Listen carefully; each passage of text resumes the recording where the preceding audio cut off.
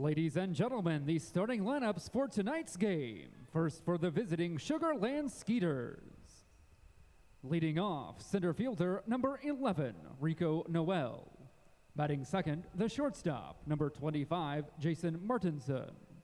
Batting third, right fielder number 17, Zach Borenstein. Batting cleanup, the DH number 29, Dennis Phipps. Batting fifth, third baseman number 27, Juan Silverio. Batting sixth is the first baseman number 3, Albert Cordero.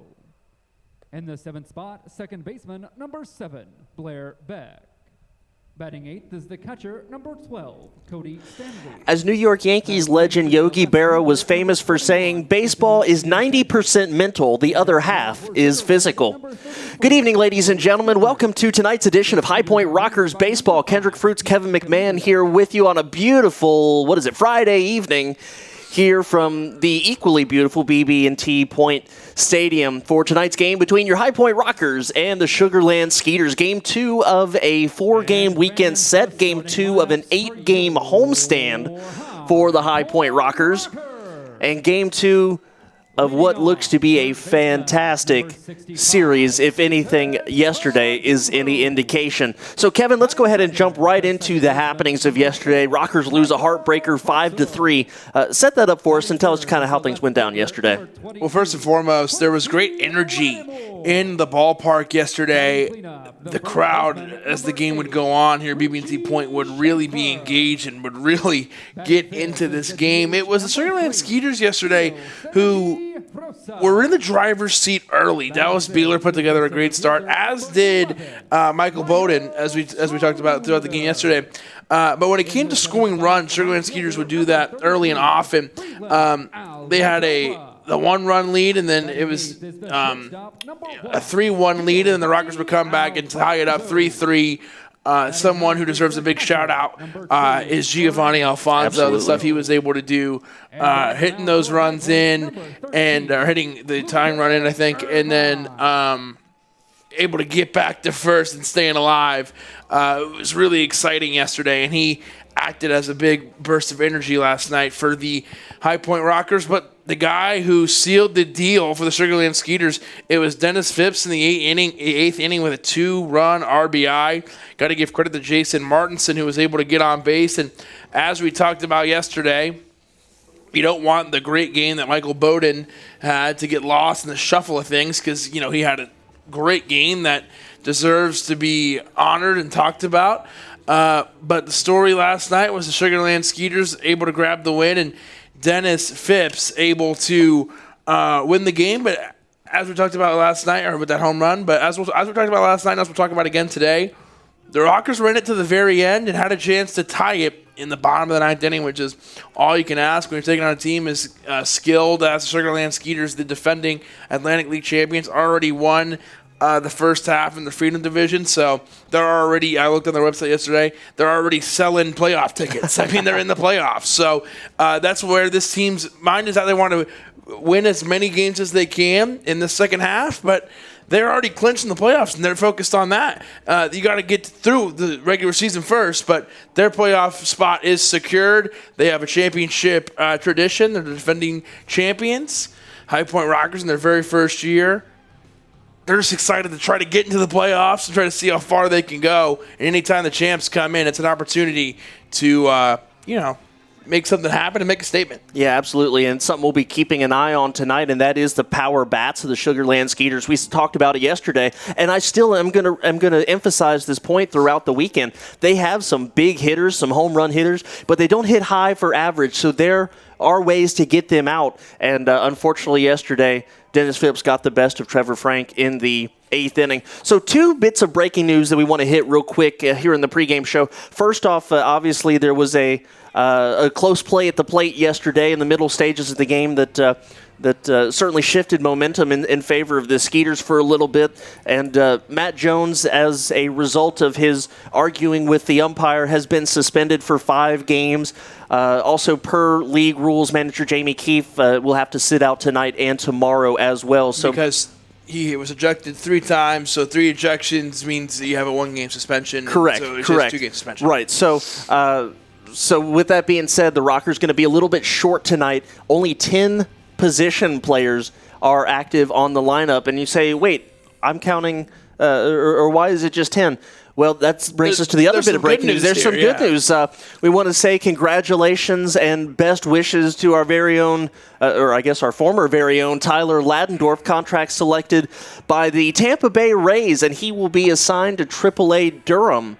So certainly congratulations to our High Point All-Star middle infielder. We'll certainly miss his production, but very glad to see him getting such a fantastic opportunity. And if you're a High Point Rocker fan, we're sad to see him go, but he's playing at the AAA level back in, the minor league system, affiliated with a major league team, and he's only in Durham. And he made it to the major leagues with the A's before, so he's been to the dance. Exactly, and you can go see him in Durham, and so that's pretty exciting. They're showing a great graphic of it right now that he had his contract purchase in the Tampa Bay Rays organization and will be with the Durham Bulls. So got to be happy for him.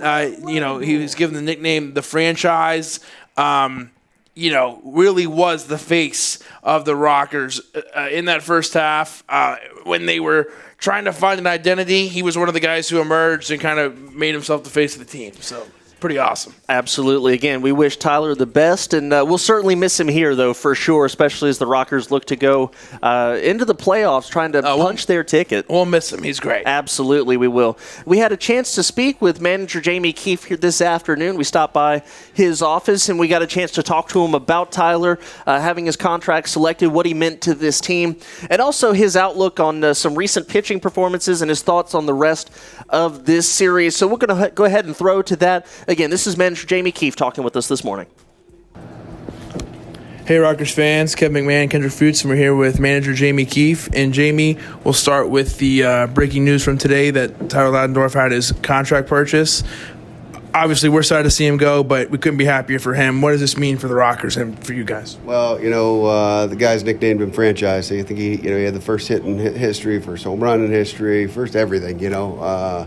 Scored the first run. He's what we wanted to bring in here. One of our first players that we signed that was going to be a position player, an everyday guy, and sitting down, meeting him, realizing what a professional he is. Obviously, his background speaks wonders, but he's the ultimate professional, and he ran that clubhouse just the way I was hoping. And we brought really good people in here, and he helped police that, and he was the start of the High Point Rockers for sure. Couldn't be more excited. I don't think it doesn't get any better for the guys in that clubhouse. We're all excited for him. We know he's going to get a legit shot. He's healthy. He's playing really good baseball right now, and you guys have watched him all year. Offensively, put him in a situation to lead off at the beginning of the year, and then really realized that he could help us in the 3-hole too. And he's done it all since he's been here, and anybody that watches him, defensively, he's an absolute freak. I've never seen anybody play defense the way he does. Any position you put him at, he's really special out there, whether he's at short, whether he's at second, whether he's in center field. So, he's a fantastic human being, the ultimate professional, and sure glad he was a Rocker. I know you can't really replace a guy like that, but there is a spot in the lineup there, a hole in that number 3 spot, if you will. So how do you go about trying to replace that production in the lineup? Good luck. You're not replacing that one. You said it right. There's no doubt that he's irreplaceable in so many different ways than in the lineup. We'll get it. We'll find the right person. It's gonna. You don't just put your hand into a hat and pull it out, especially this time of year. So it's going to take us a few days, but we definitely have help here, and we got a local person that's a friend of Q's. Marquise Riley, who is one of the coaches at NC North Carolina A&T. He's a hitting coach there, and certainly could swing the bat. He's serviceable for us right now. He'll be with us for the weekend to help out, and as we look deep into some other contracts to see what we can pull off to get somebody to come here and help us out. There's a lot of energy in the building last night. The crowd was super into it. Help us set the stage for this series against a team who's defending Atlantic League champs, and the Rockers stepped right up to the competition. I mean, you guys were with them the whole way. It felt like a playoff atmosphere last night, and I feel like that's going to be the way the rest of the weekend. How did it feel for you guys, and how's it going to be the rest of the weekend? Well, we definitely felt it. There's no doubt. it was a really, really good night at the ballpark. I think that the stands were packed, and you're going up against the guys that won it last year, and we've played extremely well against them all year. We're a good matchup. That game, obviously, they beat us by 2, but it was neck and neck, and we had an opportunity to tie it in the ninth. So, we just got to go out and play our game. Again, I think you guys and I talked last week, and we haven't had a big hit. We haven't had a big inning. We haven't done that in over a week, and that's what we need. We got to break out, and hopefully tonight's one of the nights that we break out offensively. But we just got to keep at it, and our pitchers keep us in a ball game, man. And our team defense we've been playing really well, and one break here, one break there, it's a different ball game. Obviously, you see the defense that they're throwing out there too. That catch in the first inning off of Cardullo certainly changed the game for sure. I wanted to ask about some of the new starting pitchers we've seen the last couple of weeks, Bowden, Irvine, and I think it was Pinnell a couple of days ago. What have you seen from them, and what can we expect as far as a leash for Irvine tonight also? Well, we've seen a lot of zeros, which is fantastic. You can't ask for more than we're getting, We wanted to go to 70, 75 pitches with Bowden yesterday. We were able to get 72 out of him, and he was dirty. I mean, he threw the ball really, really well, giving up one run, in this first couple starts. So he's been really good. He's another one that's been around. He's obviously pitching in big leagues. He's pitched overseas. Spent a lot of time in Korea and had a lot of success over there. So he knows what he's doing. He's healthy for the first time in a few years, and we're really trying to bear with him and build him up slowly. Irvine was a Skeeter at the beginning of the year, so this is this is a little taste in his mouth tonight, I'm sure. He's thrown the ball extremely well for us as well. We're going to go out there. He's at the 60 pitch limit tonight. So, the last guy, obviously, that you brought up was Pinnell. Chris pitched for me a little bit last year in the Can-Am League. Straight out of college, is not a hard thrower, but, man, can he spot up. And he put 6 zeros up the other night and gave us 6 innings at Southern Maryland when we really needed it. So he deserves another start or two here, and we'll see what he can do moving forward. One more question for you. I want to ask about this guy individually. The way Giovanni Alfonso played last night. Defensively, he's as sharp as can be, and last night came through with the bat. I think he really serves as like a spark plug for you guys, a huge burst of energy. And how important was he last night? I mean, when we talk about how loud the place was last night, it was when he was having those big hits and when he got back to first. I mean, he really made the difference last night. Yeah, for sure. G's been down on himself for a while. He's you go out and you play every single day, and you get a 140-game season, and sometimes it feels like a 400-game season. He just hasn't had anything go his way offensively all year, and it was great to see him break out last night. A 3 for 4 for him, and a couple of big RBIs, a stolen base, but just brings the electricity to the ballpark. He brings the electricity defensively every single day, and that's his job. And he knows that he's the mainstay there at shortstop, and that is his job, to go out and play good defense and keep his team in it. But it's nice to see him be on the field with a smile for the first time in a while. He needed that. He needed that big for himself. And if, he's the guy that we say, we can't replace Leidendorf. But if G can come and, don't worry about what his average is before yesterday. Let's just look moving forward. If he can hit, 280, 300 through the rest of the year, that could be a huge spark plug for us. So he could be that guy that really, energizes us and plugs us in and moving forward. All right, Jimmy, we appreciate it. Thank you. Thank you, guys. Those were the pregame thoughts of our manager, Jamie Keefe. We're getting set here for the national anthem. And we'll let you know about the really sweet jerseys the High Point Rockers are rocking this afternoon, no pun intended. But we're going to go ahead and step aside here for the national anthem, and then we'll wrap things up and get ready to get things going here at BB&T Point. Here is the national anthem for tonight's game. At this time, we ask that you please rise, and gentlemen, please remove your hats as we honor America and those who protect her both at home and abroad. And join us in the singing of our national anthem, performed tonight by L. McKenzie.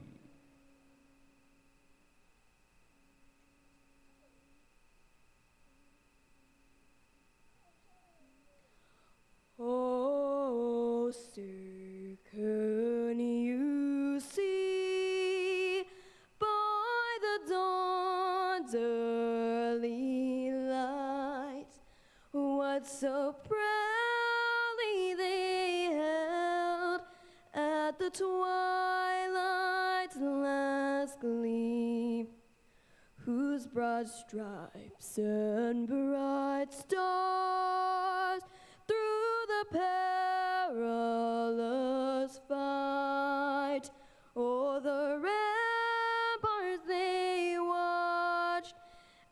twilight's last gleam, and the rocket's red glare, the bombs bursting in air, gave proof through the night that our flag was still there.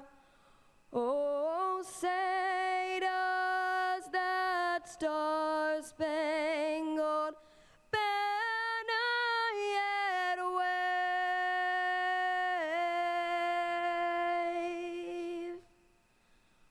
for the land of the free and the home of the brave. Rockers fans, let's hear it for L. Mackenzie. We'd also Very like stirring to thank rendition of the national anthem here. We want to go ahead and tell you about the jerseys the High Point Rockers wearing tonight. Camouflage jerseys. These are part of Veterans Appreciations Night, presented by Nine Line Apparel. Custom jerseys tonight that they are wearing, available to bid throughout the game on the Live Source app. So certainly want to take a moment to say thank you to all of our veterans for the sacrifices made, putting themselves in harm's way for us to be able to enjoy a great night at the ballpark like tonight. Absolutely. Everybody that's here and has served, and everybody currently serving. We say, a big thanks. And the Rockers celebrated and continue to celebrate Veterans Night with the giving out of camo hats tonight to, I think, 1,000 fans it was that came through. And those are some really sharp-looking hats. So, a great way to celebrate the veterans today. Absolutely. And obviously, it is not lost on us the fact that we get to do what we do because they do what they do. With that being said, let's go ahead and get set up for tonight. First, the batting lineup for your Sugar Land Skeeters, the first half Freedom Division champions. Leading off, Rico Noel. He'll be in center field tonight. Jason Martinson, shortstop, will bat in the number 2 spot. Zach Borenstein will play right field and hit third. Dennis Phipps, the man who is the bane of the Rockers' existence after last night, the designated hitter in the cleanup spot. Juan Silverio, third base, will bat fifth. Albert Cordero, the first baseman, hits in the 6th hole. Blair Beck, the second baseman, bats 7th. Cody Stanley, the catcher, hits 8th. And Anthony Giasanti, the left fielder, will bat 9th. Kevin, before we begin, main thoughts on this lineup tonight for the Sugar Land Skeeters and what stands out to you? There's a lot of guys you could talk about. Literally, I think every guy had a play last night that's worth mentioning. I was looking at it, whether it be the hustling of Martinson, just, Phipps with the home run. Silverio made some good plays in the field. But the number one guy I'm fixed on is the leadoff man, Rico Noel. He took away a catch yesterday, or he made a catch yesterday that took away a hit that was probably a home run, honestly. It would have hit the yellow line, and then would have been up for the umpires to decide. This guy did it with the bat, did it on the bases, did it in the field. Rico Noel is the real deal, folks. Not only that, he stole 4 bases yesterday. Your High Point Rockers started tonight, Lucas Irvin. And we are about ready to get things going here at BB&T Point as Irvin kicks and deals. First pitch of the evening, misses ball 1, and we are underway. Lucas Irvin so far, this is just his 3rd start for the Rockers. No record yet, 0.00 earned run average, so a clean slate for this guy. As the 1-0 pitch swung on and fouled up out of play, count 1-1. A couple other notes about Irvin. 5 strikeouts, 3 walks, opponents just hitting $179. We actually picked him up from Sugar Land where he was 2-2, mostly in a relief role. So it got to be a weird feeling facing a team that you were with just a couple of weeks ago. Here's the 1-1 from Irvin, misses just downstairs, 2-1. It's got to be weird, but you heard Jamie talk about it in the interview. He said, maybe that fires him up a little bit to get out there and see his old team. And Irvine kicks and deals. Noel hits this one into center field. Coming in on it is Schroeder, battling the sun a little bit, makes the catch for out number 1. Well, step 1 is to keep Rico Noel off the base paths, and the Rockers do that here. No, he can be extremely dangerous. I was going to say that's a big out. It may not feel like one or look like one. It was first out of the game, but that's a big one because, as we saw Noel yesterday, in 3 pitches went from first to third. Irvine was pretty sharp in his first home start on Sunday. Went 3 innings, I believe, maybe 3 2/3 against the Somerset Patriots. Here's Jason Martinson, the shortstop. Check swing in there for a called strike. 83 degrees at first pitch. We're going to drop down to about 78. Not a big drop, maybe partly cloudy skies throughout the evening. No chance of rain, though. We should be clear and good to go. Here's the 0-1 from Irvine in the dirt. Good block there by Nigro. And the count 1-1.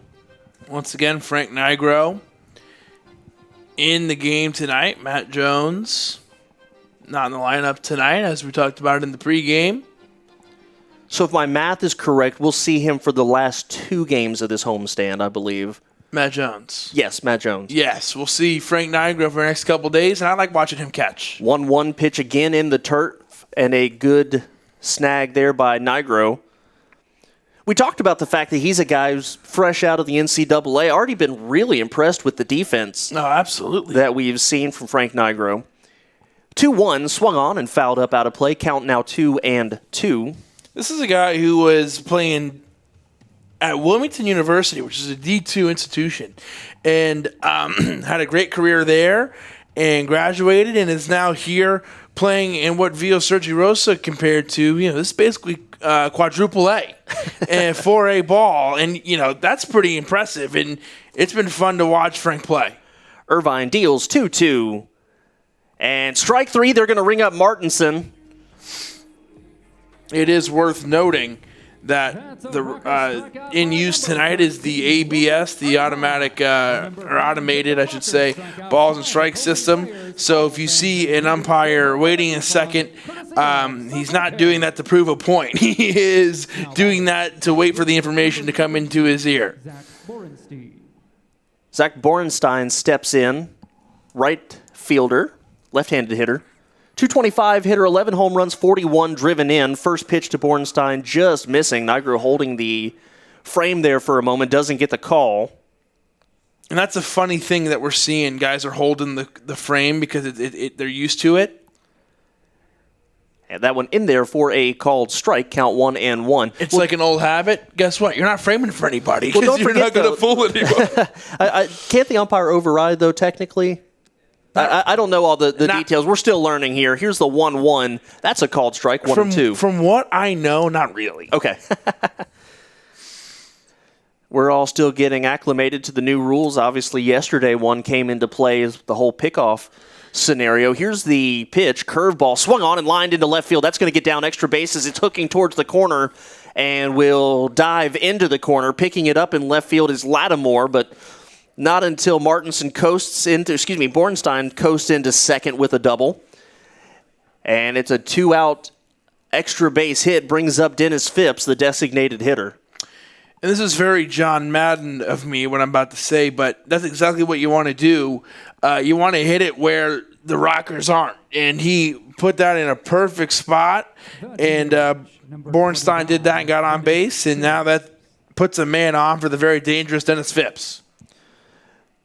Phipps, 17 home runs, 45 driven in, and a 252 average. We mentioned the low averages across the team. In fact, the highest qualifying hitter, I believe, is at 268. First pitch misses, and the count is 1-0. Feel like they're going to stay away from Phipps, not give him anything that he can keep his hands in on. Irvine comes set about shoulder high, deals fastball, swung on, fouled back to the screen, count 1-1. Even if you put him on here, would not be the end of the world because we saw the kind of power that he has yesterday, firsthand. Luke Irvine looking to get through this inning quickly. Again, we're keeping an eye on that 60 pitch count limit. We'll see how far he can go with that leash. As he steps off and spins around towards second base. No throw. Nobody was there to cover. I realize we haven't set the defensive alignment. Probably won't have time this inning, so we'll get to that in the top of the second inning as this pitch down and away, and the count is now 2-1. And you wonder if because of the situation we saw yesterday with guys getting that call on them coming off the rubber, if guys are just going to come off more like that and not make the throw but turn around and let them know that they see him. 2 balls and a strike to Dennis Phipps, the right-handed slugger for the Skeeters. Swung on, and that pitch is popped a mile high in the infield. Alfonso shading his eyes from the sun and makes the catch, looks down his glove to make sure he's got it, and that'll do it here in the top half of the first inning. So the 2-out double doesn't hurt the Rockers, and we head to the bottom half of the first with the score, the Sugar Land Skeeters 0, and your High Point Rockers coming to bat. This is Julianne Condia, host of Rewritten, here on Public House Media. Thank you so much for listening to the following broadcast on Public House Media. Once you are done with this episode, I hope you'll come check out my show, Rewritten, where we will talk about you having limitless potential and can rewrite your story at any time. No matter your background, your past, or current situation, you can have the type of life you crave. A new show comes out every single Monday. Don't forget to subscribe on iTunes so you never miss an episode of Rewritten. Thanks again for checking out the following broadcast on Public House Media.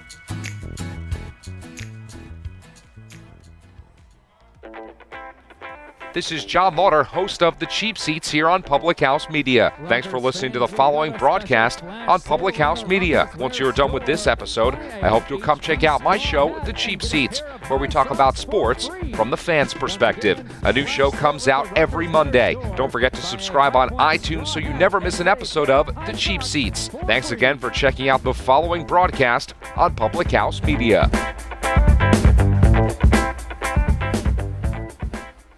This is Kim Meyer, the host of Choose to Rise here on Public House Media. Thanks for listening to the following broadcast on Public House Media. Once you're done with this episode, I hope you'll come check out my show, Choose to Rise, where we talk about living with positive mindsets, how to increase our confidence, building our faith, and living out our life on purpose. A new show comes out via podcast every Monday, Wednesday, Friday. And if you want to catch the episode live instead, stop by Public House Media around 6:45 Central Standard Time, Monday, Wednesday, Friday as well. Don't forget to subscribe on iTunes so you'll never miss an episode of Choose to Rise. Thanks again for checking out the following broadcast on Public House Media. Bottom of the first inning, Stephen Cardulo will lead things off for the High Point Rockers against Troy Scribner. First pitch is in there, called strike. The rest of your Rockers lineup, Michael Russell will bat second. Quincy Lattimore hits third. Richie Schaefer in cleanup tonight. Via Sergi Rosa, the DH, bats fifth. Here's the 0-1 pitch, and it's in there for a called strike, nothing at 2. Miles Schroeder, the center fielder, hits 6th. Breland Almadova in right field bats 7th. Giovanni Alfonso, the shortstop, will hit 8th. And Frank Nigro, the catcher, will bat 9th. Cardulo, 261, 14 home runs, and 47 driven in. Here's the 0-2 from Scribner. It's an off-speed pitch, grounded towards short on a couple hops. Martinson picks it up, fires to first in time for out number 1. And Kevin, why don't we go ahead and set that defensive alignment for the Sugar Land Skeeters? Let's do it. Let's start in left field. It's going to be Gian Santi out there in left field for the Sugar Land Skeeters. In center field, it'll be Rico Noel. And then you're going to have Bornstein out there in right field. First pitch to Michael Russell from Scribner is in there, inner part of the plate, strike 1. Silverio will be at third base. Martinson at short. Got Blair back over there at second base. Cordero at first. Pitch down low, 1-1. And Cody Stanley behind the plate. So the Rockers looking to snap a 3-game losing streak. The last 2 games against Southern Maryland, the first yesterday. Russell takes a big swing there, and the count is now 1-2. Hitting just a shade under 300. I mean a shade. It's 299. 2 home runs, 7 driven in. And this one is fought off, hit weakly on the ground to first. Close play there, but it will be taken there by Cordero. Over to Scribner. A close play there. Sorry. You're good. Both guys were legging those out. I thought Cardulo was very close, and that one was extremely close. Cardulo was definitely out by he missed it by a step or 2. That one was closer. I think maybe they don't want to give it to him because of the slide in the first. Swing and a miss, strike 1. Here's something odd. Quincy Lattimore in the 3 spot. Something sure going to take a little while to get used to. Again, we mentioned, here's the 0-1. He just pokes this one. Martinson, glove side, picks it up, throws on to first in time. A 1-2-3 inning for Scribner. And so Quincy Lattimore, who is in Tyler Ladendorf's spot, grounds out for the final out of the inning. We head to the top half of the second. No score. You're listening to High Point Rockers Baseball. This is Emily. This is Lindsay. And this is Elizabeth, co-hosts of Beauties and Headcanons here on Public House Media. Thanks for listening to the following broadcast on Public House Media. Once you are done with this episode, we hope you'll come check out our show, Beauties and Headcanons, where we talk nerdy to you about fandoms, fan fiction, and all pop culture for nerds that you can think of. A new show comes out every Friday. Don't forget to subscribe on iTunes so you never miss an episode of Beauties and Headcanons. Thanks again for checking out the following broadcast on Public House Media. This is Daniel Poppy, host of How to Write Good here on Public House Media. I just want to thank you for listening to the following broadcast brought to you by Public House Media. Once you're done with this episode, I hope that you'll come check out my show, How to Write Good, the writing show that is not about writing. A new show of How to Write Good comes out every Wednesday, so don't forget to subscribe on iTunes so you never miss an episode of How to Write Good. Again, thanks for checking out the following broadcast on Public House Media. This is Bryce Burge, host of Your Soccer Passport here on Public House Media. After this episode, come join us on a trip around the soccer world as we discuss club and country every Tuesday. Stamp your soccer passport by subscribing on Spotify, iTunes, or wherever you get your Public House Media podcasts. And thanks again for checking out the following broadcast on Public House Media.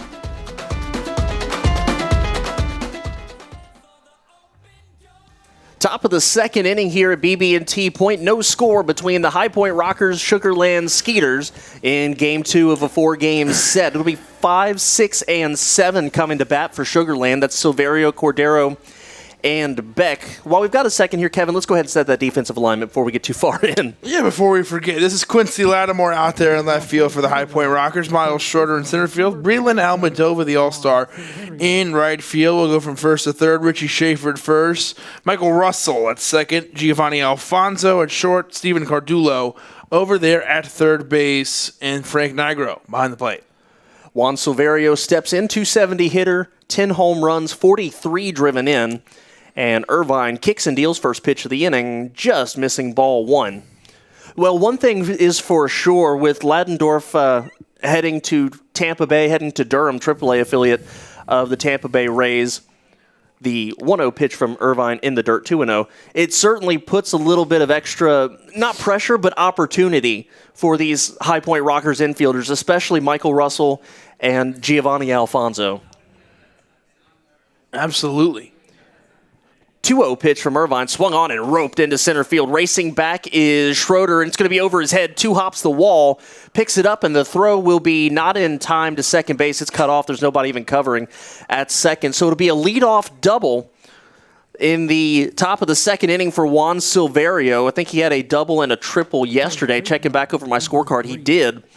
So showing the extra base power again. That'll bring up Albert Cordero, the first baseman, left-handed hitter. Hitting just a $194, but he's got power. 6 home runs, 29 driven in. And Irvine will have to contend with a runner on second base here.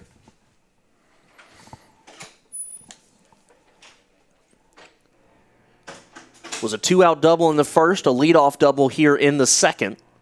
Rockers looking for the same result. First pitch in there called strike to Cordero. And Kendrick, this doesn't make your top of the second any easier on you, does it, when you got a man starting off on second base and Juan Silverio, a guy who we saw play a big role last night, and Cordero at the plate is a good hitter. Well, not only that, but you talk about how important these games are and how it feels like a playoff atmosphere. This is like starting extra innings, a man on second with nobody out. That pitch popped up into shallow left field. Lattimore racing over, and he's got a play on it, makes the catch. Giovanni Alfonso was trailing out there as well, but Lattimore will make the catch for out number 1 in shallow left field. Silverio's going to have to stay put there because, like you said, that's in shallow left, and Quincy has one of, if not the best arms, or one of the best arms, or if not the best arm in the outfield. So you don't want to run on him. Even if there was a play at first base or second base or home, he might be able to make it, especially at third base right there. I'll bring up Blair Beck, the second baseman. Irvine comes set. Runner taking a big lead off a second. Pitch down and away, 1-0. Something we were talking about in the before the pregame show, Kevin, and this is just making an observation, a byproduct of the rule where you have to step off to pick off the runner. By the fact that your motion is so obvious as that pitch down and away, 2-0, you kind of feel like it's advantage base runner because you know with the first movement a pitcher makes where he's going, whether he's stepping off to throw towards you or whether he's going towards the plate. So you kind of feel confident taking a little bit of a bigger lead. Well, a couple weeks ago we talked to Jamie Keefe last week, and he said, the double play has basically been ruled out at this point because guys can have so much of a lead. Runner goes, pitch swung on and throw down to third. It's a good throw. Gunned him. What a throw by Frank Nigro from his knees to pick Silverio off trying to steal third. I was about to say you might see the end of a caught stealing as well with runners being able to get that sort of lead, but a fantastic throw for Nigro. That's a big out number 2. And that's a great thing right there for the young catcher, Frank Nigro. You get your number called in a little bit of a unusual situation. You weren't necessarily trying to play. That's a great out that you can get in your favor there. The 2-1 to Beck in there called strike counts even at 2. Because as we talked about, it's a 5-game suspension, so he's going to be playing for a while. So you get a play like that early in the first game that you're called for on this one, and that's huge. You can take that and use it as momentum. That pitch swung on and missed. That's strike 3 for the final out of the inning. So the leadoff double comes to pass, does not hurt the Rockers, and Luke Irvine finishes things off with a punch out. We go to the bottom of the second, no score. This is High Point Rockers baseball. What's up, everybody? This is Christian Heimel, host of Press Row here on Public House Media. Thanks for listening to the following broadcast on Public House Media. Once you're done with this episode, I hope you'll come check out my show, Press Row, where we talk about the biggest issues in sports with the analysts, experts, and reporters who cover them. No nonsense, hard-hitting interviews on the sports topics you're talking about. A new show comes out every single Thursday. And don't forget to subscribe on iTunes so you never miss an episode of Press Row. Thanks again for checking out the following broadcast on Public House Media. Hi, this is Peggy Rojas, host of Viviendo una Vida en Balance here at Public House Media. Thanks for listening to the following broadcast on Public House Media. Once you're done with this episode, I hope you can come back and check my show, Viviendo una Vida en Balance, where we talk about life hacks to live a life in balance. And the show's in Spanish. A new show comes out every Monday, so don't forget to subscribe on iTunes and share with your friends. Again, thank you for checking out the following broadcast in Public House Media. This is Madeline, host of Crowned and Dangerous here on Public House Media. Thanks for listening to the following broadcast on Public House Media. Once you are done with this episode, I hope you'll come back to check out my show, Crowned and Dangerous, where Jessica and I talk about our time in the pageant world. A new show comes out bi-weekly on Thursdays. Don't forget to subscribe on iTunes so you never miss an episode of Crowned and Dangerous. Thanks again for checking out the following broadcast on Public House Media. Troy Scribner, the pitcher for the Sugar Land Skeeters, a little bit of major league experience, part of 2 seasons with the one with the Angels, one with the Diamondbacks, 2-2 during his short little stint there in the big leagues. He's brothers of Evan Scribner, a 7-year major league veteran, solid reliever, mostly with the Oakland A's and the Seattle Mariners. So, neat little family connection there. We talked about Giovanni Alfonso and his baseball connections yesterday. He's got a cousin that plays here for Sugar Land. His uncle, a all-star third baseman in the National League for about 12 years. Richie Schaefer, cleanup man, ready to lead things off here in the second inning. First pitch down and away. Schaefer, 14 home runs, 259 hitter, 35 driven in. Via Sergi Rosa, the designated hitter on deck. Schaefer swings and fights this one off. It's down the right field line, curling foul, and nobody will have a chance to make a play on it, 1-1. We got Schaefer here in the cleanup spot, and he's been there before, but we haven't seen him there in a few games or in a while, and I think he leads the team in home runs, right? Tied for the team lead. Yeah, tied for the team lead. So this is a guy who has leave the park power, and definitely a guy you want in this cleanup spot. Here's the pitch from Scribner, fouled back to the screen, 1-2. You know, the interesting thing, too, is we talked about even when Schaefer was down in the lower part of the lineup and saying, you know, he's got cleanup production. So, it just makes sense that when you got to shuffle your lineup around to cope with the losing of an all-star, it's a good spot for him. Here's the pitch. He fights this one off. It's a ground ball hit high. Chopper to Beck behind second base. Throws to first in time by a step. Schaefer almost beats that one out. And you hit the ground ball hard into the ground. It takes some hops here, and it gave him a chance to leg down the line. Almost beat it out. Every play has been close today. They've all been fielding plays or plays taken care of by the infielders. But, they've all been close. Sergi Rosa, 245 hitter, 8 home runs, 28 driven in. Left-handed hitter. That one's in there called strike. Scribner's numbers, haven't given those to you yet. 2-3 on the year, 3.97 ERA. This is his 12th start, 51 strikeouts, 22 walks in 56 innings. Rosa takes a big hack at that one, misses.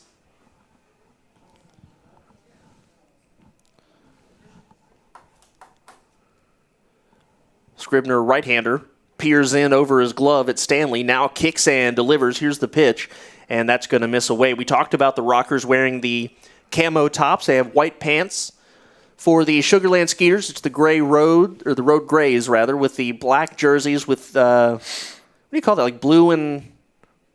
That curveball's downstairs, 2-2. Blue and white stripes, I guess? Yeah, it's like blue and white stripes. They're pretty cool. They're a little old school looking. It is. I like those. Mm-hmm. And they got the white letters, say Sugarland, and then the black numbers. So that's a little modern touch. You wouldn't have seen that in the old days. So I like that. Scribner was looking in, then stepped off. He's going to restart things here. 2 balls, 2 strikes to Rosa. 1 out here, bottom second, no score. Pitch is away, and the count goes full. We talked about the fact that it's going to be partly cloudy here this evening, and the game started. Most of the field was in sunlight. We're all bathed in clouds right now. Here's the 3-2 down low. Sergi Rosa showing an excellent eye at the plate, battling back and working a 1-out walk. And I believe this will be the first base runner for the Rockers this evening. Rockers have yet to record a hit. They've hit every ball hard tonight. And had tough, close plays at first. But we haven't seen them get a hit yet. So a base runner will definitely help them. And here comes Miles Schroeder, another guy who is consistent, been here all year long. We got to talk to him last week, and really fun guy to talk to. Left-handed hitter, 250 average, 7 home runs, 33 driven in. He's got some production ability. That pitch downstairs, and the count 1-0. Also could be a guy we see behind the plate some. Again, we mentioned the suspension for Jones is 5 games, so would expect to see Nigro get the bulk of the catching duties, but wouldn't be surprised if he needs a spell that they're going to put Schroeder back there. Here's the pitch, and this one is blocked in front by Stanley. Rosa stays put. When the season started, Brett Austin and Miles Schroeder were splitting time at catcher. Since then, Miles Schroeder has moved out to the outfield. Brett Austin had his contract purchased by the San Francisco Giants, and now there's 2 new catchers in there. Here's the pitch swung on and rips this one hard, just down the line, foul. Sure looked good from here, and Schroeder is saying he thinks it's a fair ball. It looked good from here. I don't know. That was close. His first bounce was foul. On the turf here. So I think that is what the umpires are going with here. Its first bounce was foul, but that last bounce near the line or on it looked very close. And see, the rule is where it crosses first base. When it's at first base, yeah. So it'd be very interesting to see. But the count 2-1. He's going to hit this one on the ground to Beck. Could be 2. Flips it over to short. Martinson for 1. The throw to first in time. That is a 4-6-3 double play. And so the walk to Sergi Rosa ends right there. We head to the top of the 3rd inning. Still no score. Rockers and Skeeters here at BB&T Point. This is High Point Rockers Baseball. This is Madeline, host of Crowned and Dangerous here on Public House Media. Thanks for listening to the following broadcast on Public House Media. Once you are done with this episode, I hope you'll come back to check out my show, Crowned and Dangerous, where Jessica and I talk about our time in the pageant world. A new show comes out bi-weekly on Thursdays. Don't forget to subscribe on iTunes so you never miss an episode of Crowned and Dangerous. Thanks again for checking out the following broadcast on Public House Media. This is Liz Colburn, host of The Morning Uplift here on Public House Media. Thanks for listening to the following broadcast on Public House Media. Once you are done with this episode, I hope you'll come back and check out my show, The Morning Uplift, where we talk about finding your beauty in the journey. A new show comes out twice a month on the first and third Mondays. Don't forget to subscribe on iTunes so you never miss an episode of The Morning Uplift. Thank you again for checking out the following broadcast on Public House Media. This is Rachel Mullins, host of No Filter Friday here on Public House Media. Thanks for listening to the following broadcast on Public House Media. Once you're done with this episode, I hope you'll come check out my new show, No Filter Friday, where we talk about all of the sexual misconduct allegations swirling around Hollywood. A new show drops every Friday at 8:30 Pacific Standard Time. Don't forget to subscribe on iTunes so you'll never miss an episode of No Filter Friday. Thanks again for checking out the following broadcast on Public House Media.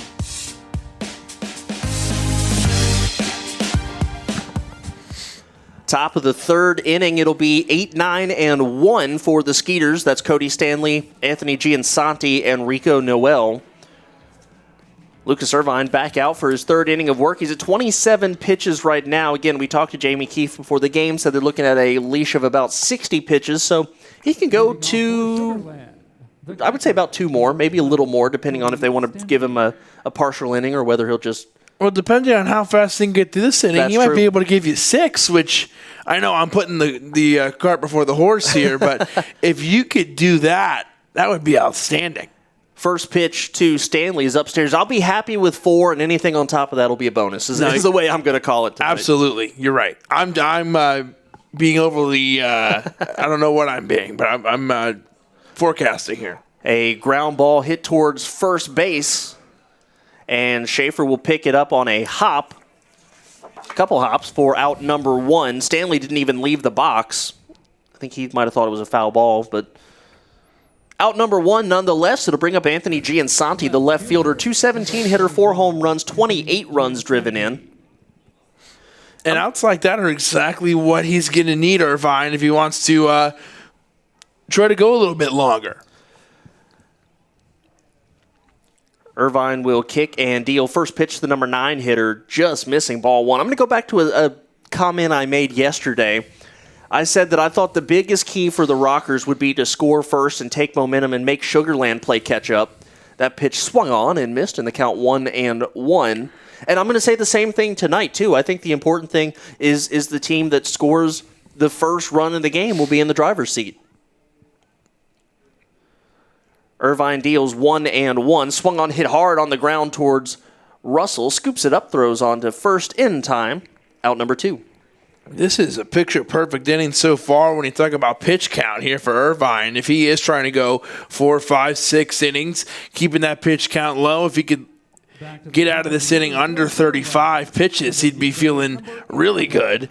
But one of the things that jumped out at me in the interview with Jamie Keefe today was how he said we're looking still for that big night, that big outing. Noel just gets a piece of that, fouls it off, 0-1. Big outing offensively. We're looking at, we haven't had he said it's been a couple of games since we've had a big inning or someone's had a big night. He said, we're due for one. We just haven't had it yet. I really enjoyed talking to him this afternoon and kind of hearing that kind of stuff. Noel swings, hits this one on the ground. That'll scoot through for a base hit. He picks up where he left off yesterday. Rico Noel was wreaking havoc on the High Point Rockers. 4 stolen bases. This is a guy that you absolutely have to keep off the base paths, but unfortunately for the Rockers, getting on base is something he does very well. But no, you're absolutely right. Going back to that having the big hit or the big offensive night, really with the exception of 1 or 2 games over the last, I'd say the last 2 weeks, the Rockers seemed to be involved in a pitching duel every night. The shortstop Martinson steps in. That pitch down low in the count 1-0. And you saw Irvine kind of kick his foot up at the end of that play there. He knew if he could have got that one, I think he would have been at 33 pitches coming out. So he knew that would have been a really quick inning. He would have been excited about that. But now he's just got to focus on the batter and get Martinson out. Martinson swings, ropes this one into left field. That'll get down on a hop. Lattimore picks it up. Obviously, Noel will have no chance at heading to third. So a pair of back-to-back singles here in the fourth inning. Excuse me, the third inning. I'm marking on the wrong inning of my scorecard. And if you're the Sugar Land Skeeters, right fielder, when you have an opportunity, you got to take advantage of it. And there was 2 outs in the inning. You get a quick single by Noel, and then Martinson gets another one. And all of a sudden, Bornstein here has an opportunity with 2 outs, a runner in scoring position. Irvine deals first pitch to Bornstein. Hit on the ground. Alfonso, nice backhand. The off-balance throw to first base. Schaefer can't pick up the hop. Noel's heading home. Schaefer can't find the ball. And an excellent play, just doesn't quite have the finish. Will probably be a throwing error on Alfonso, which is a tough throwing error considering how hard he had to go to make that play. The run scores. That's Noel. And the Skeeters take a 1-0 lead. Number 29, Dennis Phibbs. What a tough break there. The Rockers almost got out of it, and had that been finalized at first base, we would have left saying, oh, what a play by Giovanni Alfonso. I mean, he made everything happen over there and put the throw up and almost brought it in, did Richie Schaefer. But now Dennis Phibbs is up there with 2 men on the corners. Phibbs popped up in the infield his first time up. Irvine trying to get out of this jam. Runners on the corners, 2 outs. That one in there called strike, 1-1.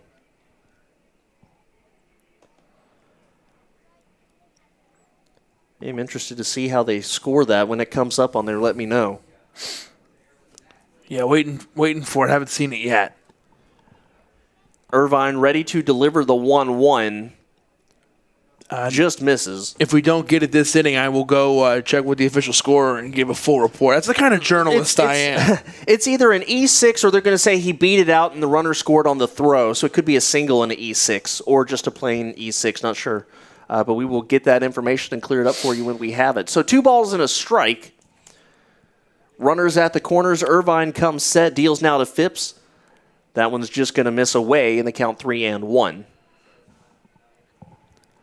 Top of the third, Skeeters draw first blood because that's what Skeeters do. Especially to me.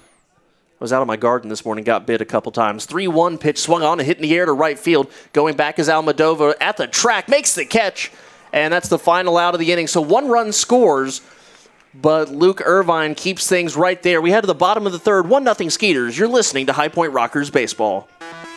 This is Jessica Hammer, co-host of Crowned and Dangerous here on Public House Media. Thanks for listening to the following broadcast on Public House Media. Once you are done with this episode, I hope you'll come check out my show, Crowned and Dangerous, where Maddie and I talk about all things pageant related, especially our experiences in the Miss America organization. A new show comes out bi-weekly, every other Thursday. Don't forget to subscribe on iTunes so you never miss an episode of Crowned and Dangerous. Thanks again for checking out the following broadcast on Public House Media. This is Jenna Burt, host of the Confessions of a Military Spouse podcast here on Public House Media. Thanks for listening to the following broadcast on Public House Media. Once you're done with this episode, I hope you'll come check out my show, Confessions of a Military Spouse, where we dig deep and talk about the unspoken hard truths of what it's really like to be a military spouse. A new show comes out bi-weekly. Don't forget to subscribe on iTunes so you never miss an episode of Confessions of a Military Spouse. Thanks again for checking out the following broadcast on Public House Media. How's it going, everybody? Hey guys, This is Keith. and Katie from Coffee with Keith and Katie on Public House Media. Thanks for listening to the following broadcasts on Public House Media. When you're done listening to this show, I hope you'll come check out our show, Coffee with Keith and Katie. A new episode comes out every Sunday morning at 9 o'clock. Thanks for listening to the following broadcast on Public House Media.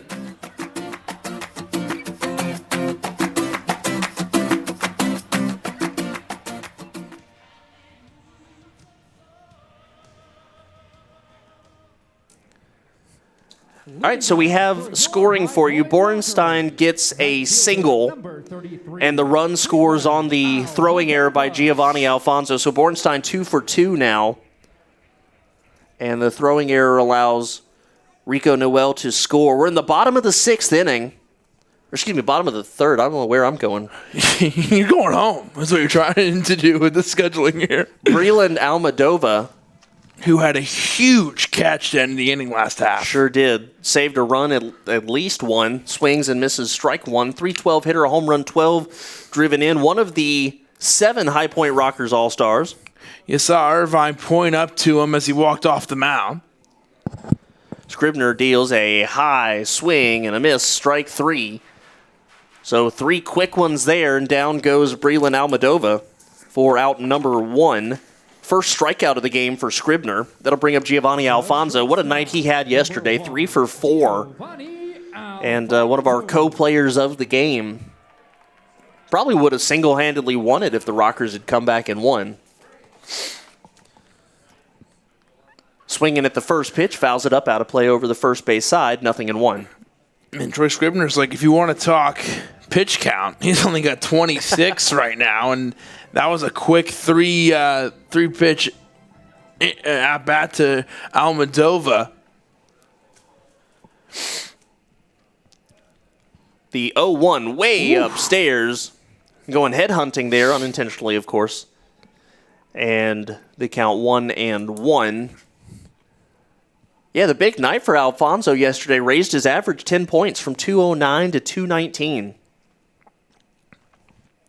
Good to see that heading in a northward direction. Here's the 1-1 from Scribner. It's an off-speed pitch. Alfonso lays off of it, count 2-1. It was Alfonso last night in the bottom of the 3rd who had the first hit for the Rockers and looking to do the same thing for High Point again tonight. Big hack there from Alfonso. That's fouled off in the count 2-2. It's a great Friday evening at the ballpark. Game 2 of a 4-game set. Game 2 of an 8-game homestand for your Rockers. 2-2 here to Alfonso. It's a fastball fouled off. We had Christmas in July yesterday. Today's Veterans Appreciations Night. Tomorrow, Girl Scout Night. And Western Weekend, there'll be a mascot bobblehead giveaway. First 1,000 fans will get a bobblehead of Hype, presented by the UPS store. I saw it in person today. How is it? Phenomenal. I bet. Luxurious. Are you hyped? I'm hyped about it. Good. Here's the 2-2. This one fouled straight back. Well, not straight back, but straight back towards where we are. How confident does he look in the box tonight? I mean, he looks great, Giovanni Alfonso. He looks confident in this at bat. He's taking good cuts and really staying alive out there and just seems to be very comfortable in the box tonight. 3-hit night will do that for you. Here's the pitch upstairs. Alfonso holds off on that one. Count goes full. Finishing up the promos, Sunday, Family Fun Day, Daredevil Dogs will be performing. I love watching those. He swings and fouls this one off towards the Skeeters bullpen. Kids run the bases. And then, what's it look like? Tuesday, we have Taco Tuesday and Toucan Tuesday, where you can bring 2 cans of food, $2 off your tickets. Camp Day Wednesday. Obviously, some neat activities between innings. Sorry, there was a ball down in the bullpen. The kid was trying to reach over, and his arms were too short, so he ran on the field for a second, grabbed it, and hopped back over. Here's the 3-2. That one's in the dirt, ball 4. And so it is a 1-out walk to Giovanni Alfonso, and that brings up Frank Nigro. But my point being, Kevin, there are some great promos and great reasons to come out to the ballpark. And that's not even counting the great baseball you're going to see here in itself. No, it's going to be a ton of fun. I think it's like Western theme tomorrow night. Yeah. Some of the interns tell me they're going to be wearing their cowboy boots tomorrow. They're already planning their outfits. So it's a lot of fun out here at the ballpark, and great giveaways as well with the bobblehead. Nigro swings, fouls this one up and out of play. That one hit way up there. Nigro, sorry, I didn't mean to cut you off, but again, we mentioned cut me off. We mentioned the fact that kind of pressed into service late today, and this is a guy we talked about coming from the NCAA, so it's a big spot for him. Absolutely, 21 years old, showing bunt here. So this one up, Stanley makes the catch. Nigro knows missed an opportunity there, out number 2. Yeah, you can tell he's a little frustrated about that one. Good idea would have had an extra chance there with the new rule, of course. That's a tough break there for the Rockers and for Frank Nigro. But one thing I want to say about Giovanni Alfonso again is a great eye. Getting that fourth ball, and that's another sign that a guy is really doing well offensively in the batter's box when he can take ball. And let me be clear, he was taking balls that were really close. Here is Cardullo. He's 0 for 1 tonight. Scribner deals, breaking ball stays up in the count 1-0. I'm going to say this, and I'm not trying to be bold when I say it, but he might have been one of the easiest votes for anybody in the All-Star game. I mean, he has been so consistent all year long. This is exactly the kind of guy you want on your ball team as he fouls that one off. 1 ball and a strike, yeah. And, going back to the great eye that we saw from Giovanni Alfonso there, a lot of guys have said similar versions of it. I know Ted Williams once said something, but said when you're going good at the plate, it looks like a beach ball up there. You can either mash it or you get a very good good command of the strike zone or good knowledge of what's in and what's not as that pitch is down low. Excuse me, in the count 2-1. I like that Cardullo made his own call there. He checked swing and didn't go all the way, and then he went safe across his body to let everybody know, I didn't go. I think part of it, too, was also telling Alfonso, don't go anywhere. That ball didn't get far enough away from the catcher, Stanley. Alfonso dancing well off of first base, and it catches Scribner's attention. I think Cordero yelled over at him, hey, step off. But especially with this new rule where you have to make a big step off like that to throw over, as we mentioned, why not take a bigger lead and kind of get into the head of the pitcher? The 2-1 in there called strike. That's the lower part of the plate. Count 2 balls, 2 strikes.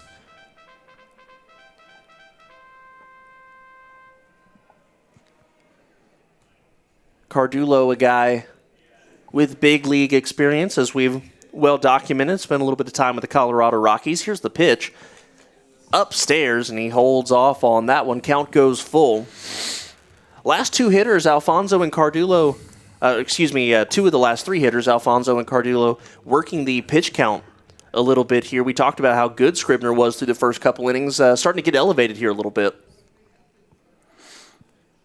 Here's the 3-2 from Scribner, delivers, and this one is swung on to hit deep in the right center field gap. Racing back and making a running catch at the wall is Zach Borenstein. Cardullo robbed of what would have been a double, probably would have scored a run with Alfonso's speed, and the Rockers are denied in the bottom of the 3rd inning. We head on to the 4th. The Sugar Land Skeeters still lead 1-0. This is High Point Rockers baseball. This is Julianne Condia, host of Rewritten, here on Public House Media. Thank you so much for listening to the following broadcast on Public House Media. Once you are done with this episode, I hope you'll come check out my show, Rewritten, where we will talk about you having limitless potential and can rewrite your story at any time. No matter your background, your past, or current situation, you can have the type of life you crave. A new show comes out every single Monday. Don't forget to subscribe on iTunes so you never miss an episode of Rewritten. Thanks again for checking out the following broadcast on Public House Media.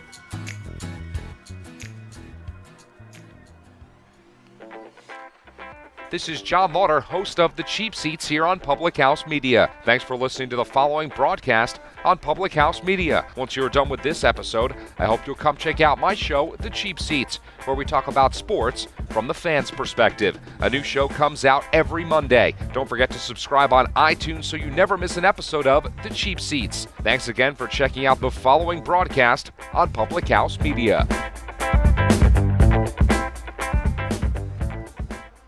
This is Kim Meyer, the host of Choose to Rise here on Public House Media.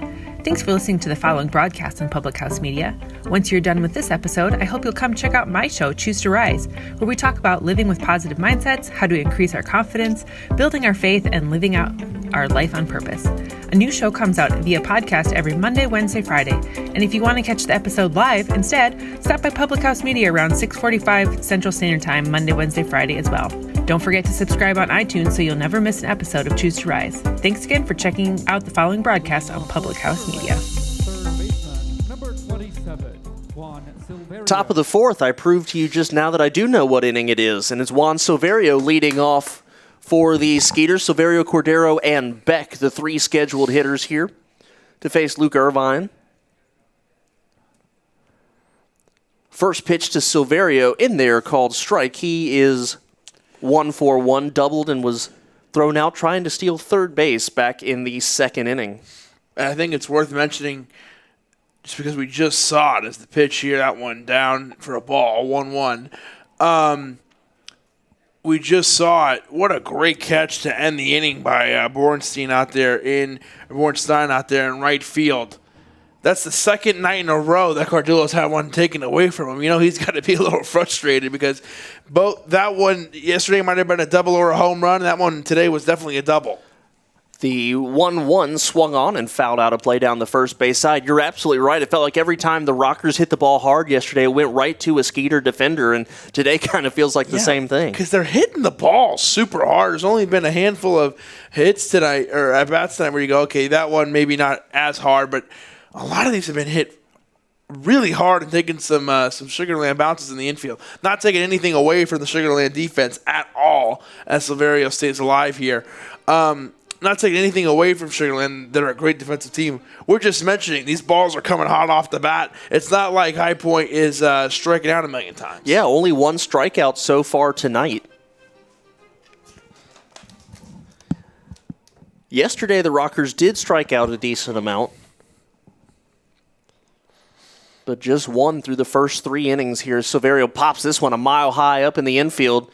Looks like Schaefer's calling for it, and he will make the catch over there at first base. Out number one here in the top of the fourth inning. The sun's starting to peek back out. We talked about the fact that it had gone behind the clouds, but it looks again like it is a little bit of a problem, especially on the right side of the field.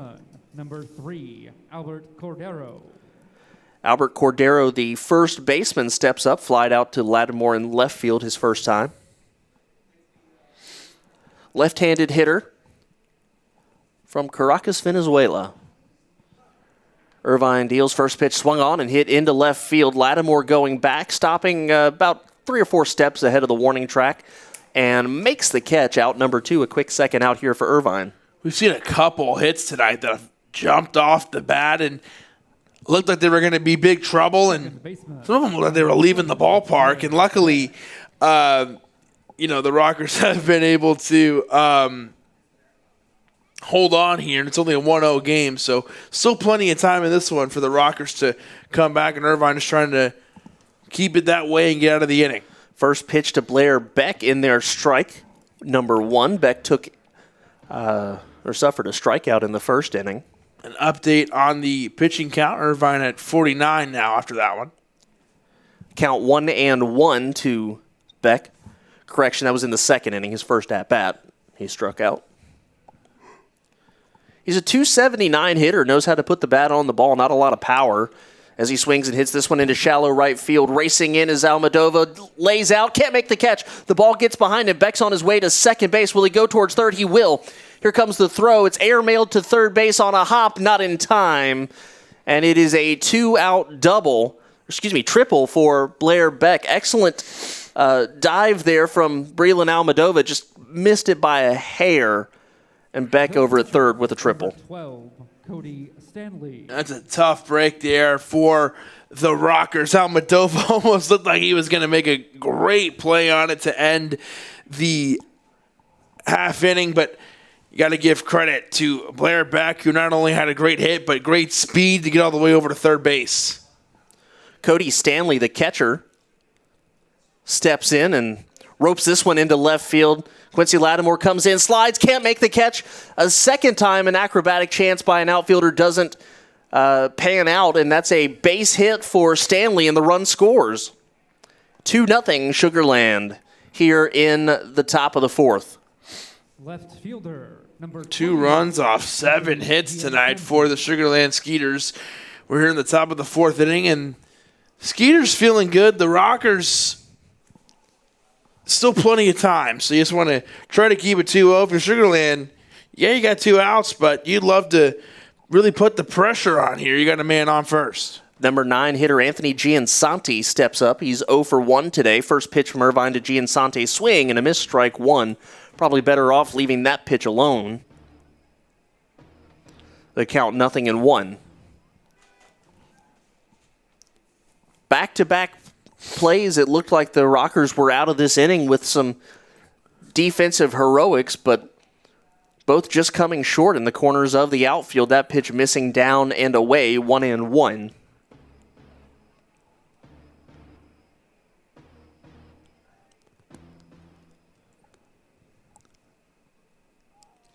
Irvine trying to get out of this inning with just the one run given up. That one has gone to the backstop. Back to Nigro. Throws down to second. Throw is not in time, so the wild pitch will send Stanley down to second.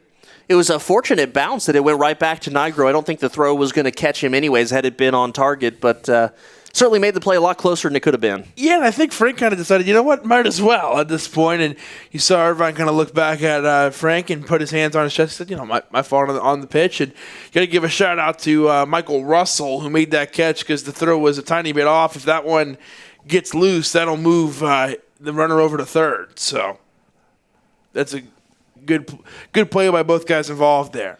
2 balls and a strike to Giansanti. Irvine deals. That one is swung on and fouled up out of play.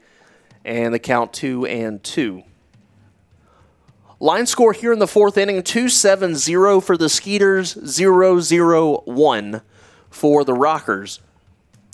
Still plenty of baseball left to be played. High Point coming up at least 4 more times. 5 more times. And here's the 2-2 down in the turf. Good block there by Nigro. And that's kind of something that we had been talking about the last time he played. And I made the comment about Matt Jones yesterday, too, while it was taking a little while for his bat to come around. Certainly been very impressed from the defense of both of these catchers. Absolutely. Here's the full count pitch here. Chopped on the ground up the middle. Good scoop there by Russell. He can't hold on to it. He lost it on the transfer. And so that'll put runners at the corners for the Skeeters. An error on Michael Russell, and the long fourth inning continues. Second error of the game, and that's really uncharacteristic, Kevin. The Rockers traditionally been a very good defensive team. Absolutely. That's why. And the Rockers are so good defensively. Both the plays in the outfield weren't errors because they would have been spectacular plays. But the Rockers are so good, Kendrick. In defensively, you kind of look at those like, oh, we should have had those. You can take it for granted how skilled these outfielders are because those are 2 tough plays. And here comes Rico Noel, a great hitter for the Sugar Land Skeeters. The guy you really don't want to see up at the plate right now. He's got a hit in 2 trips. Showed bunt, pulls back, and the count 1-0. Is that one's downstairs. I know we've only seen this guy for one game, recently. But I'm going to say it. I think he's the hottest guy in the lineup. I think he's the most dangerous guy in the lineup. And he's having fun out there. He's confident. I saw him talking to the crowd out there in the batting circle. Noel swings, fouls this one out of play over the first base side, count 1-1. He doesn't have nearly enough at-bats to qualify. I think this is just his 13th or 14th game. But if he did, his average would be some 80 points higher than the next highest average on the team, and that should tell you something right there. Yeah, he's loose. He was having a friendly conversation with the folks in the front row down there, kind of smiling. I don't know what they were talking about, but they were. He seemed to be having a good time. Here's the 1-1, and Noel swings, pokes this one into right field. That'll get down, base hit. Stanley comes around, he scores. The throw comes in behind Noel, the tag not in time. So an RBI single for Rico Noel. Stanley scores an unearned run. And Giansanti goes to third, so runners at the corners again. And you got to give a ton of credit to the Sugar Land Skeeters team. They've done exactly what they needed to do. They had an opportunity, and they have taken full advantage of it. An RBI single here for Rico Noel. They scored 2 runs in the inning.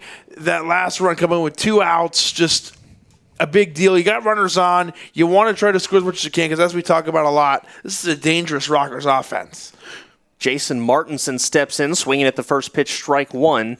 And the 2 costly errors as well as the 2 plays not made in the outfield have probably shortened Irvine's start as there is action up in the High Point bullpen now. So This inning certainly has gone a lot longer than he's expected, and the Rockers just trying to get out of it, limiting the damage to a 3-run deficit. There are 2 outs here. Runners at the corners. Irvine deals. This one is up and away, and the count is 1-1. You and I are on the exact same page. That's exactly where I was going to go. The official total for Irvine is 62 pitches right now. So this all but certainly is his final inning of work. No matter what happens, he's only given up 1 earned run. This one is swung on and hit on 2 hops to Russell. He's going to race Noel to the bag. Racing Noel is usually not a good proposition. Not at all. But Russell beats him to the bag for the final out of the inning. 2 runs come across the dish, though, for the Skeeters. And we head to the bottom of the 4th inning. Time for the Rockers to make up a little ground. 3-0 Sugar Land. This is High Point Rockers baseball. Hi, this is Emily. This is Lindsay. And this is Elizabeth, co-hosts of Beauties and Headcanons here on Public House Media. Thanks for listening to the following broadcast on Public House Media. Once you are done with this episode, we hope you'll come check out our show, Beauties and Headcanons, where we talk nerdy to you about fandoms, fan fiction, and all pop culture for nerds that you can think of. A new show comes out every Friday. Don't forget to subscribe on iTunes so you never miss an episode of Beauties and Headcanons. Thanks again for checking out the following broadcast on Public House Media. Make sure you get that head down, dude. 7. This is Daniel Poppy, host of How to Write Good here on Public House Media. I just want to thank you for listening to the following broadcast brought to you by Public House Media. Once you're done with this episode, I hope that you'll come check out my show, How to Write Good, the writing show that is not about writing. A new show of How to Write Good comes out every Wednesday, so don't forget to subscribe on iTunes so you never miss an episode of How to Write Good. Again, thanks for checking out the following broadcast on Public House Media. This is Bryce Burge, host of Your Soccer Passport here on Public House Media. After this episode, come join us on a trip around the soccer world as we discuss club and country every Tuesday. Stamp your soccer passport by subscribing on Spotify, iTunes, or wherever you get your Public House Media podcasts. And thanks again for checking out the following broadcast on Public House Media. Bottom of the 4th inning, it will be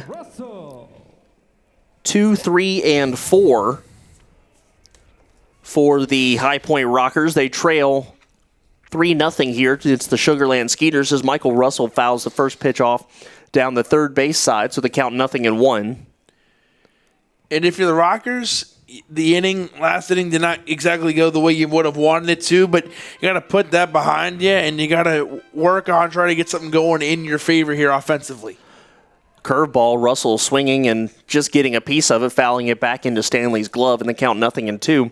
Well, you saw yesterday the Rockers would go down, they tie it up. They went down again, they tied it up a second time. They weren't able to complete the trifecta, but they have shown they can come back from deficits. That pitch is down and away, and Russell wisely lays off 1-2. Lights are coming on here at the stadium as we await the setting of the sun. And here is the pitch. Late swing there, just got a piece of it, I think. Yeah, he did. Looked kind of fooled on that pitch, but had the presence of mind just to get a piece of it. It was close, and you got the Rockers who are still searching for their first hit of the game. He swings at that one. Was probably ball 2. Pops it up in foul territory. Giving it a look is the first baseman Cordero, and he will make the catch out number 1. Quincy Lattimore steps in with 1 out here in the 4th inning. And obviously it hurts with some intangible reasons to lose a guy like Ladendorf, good leader, a good all-around player. But one thing that you've said over and over again on these broadcasts is the first pitch to Lattimore is in there, called strike, is the fact that this lineup is stacked from top to bottom. So in terms of production, it feels like it's just next man up business as usual for the guys in the High Point lineup. No. The 0-1 pitch curveball in there, called strike, 0-2.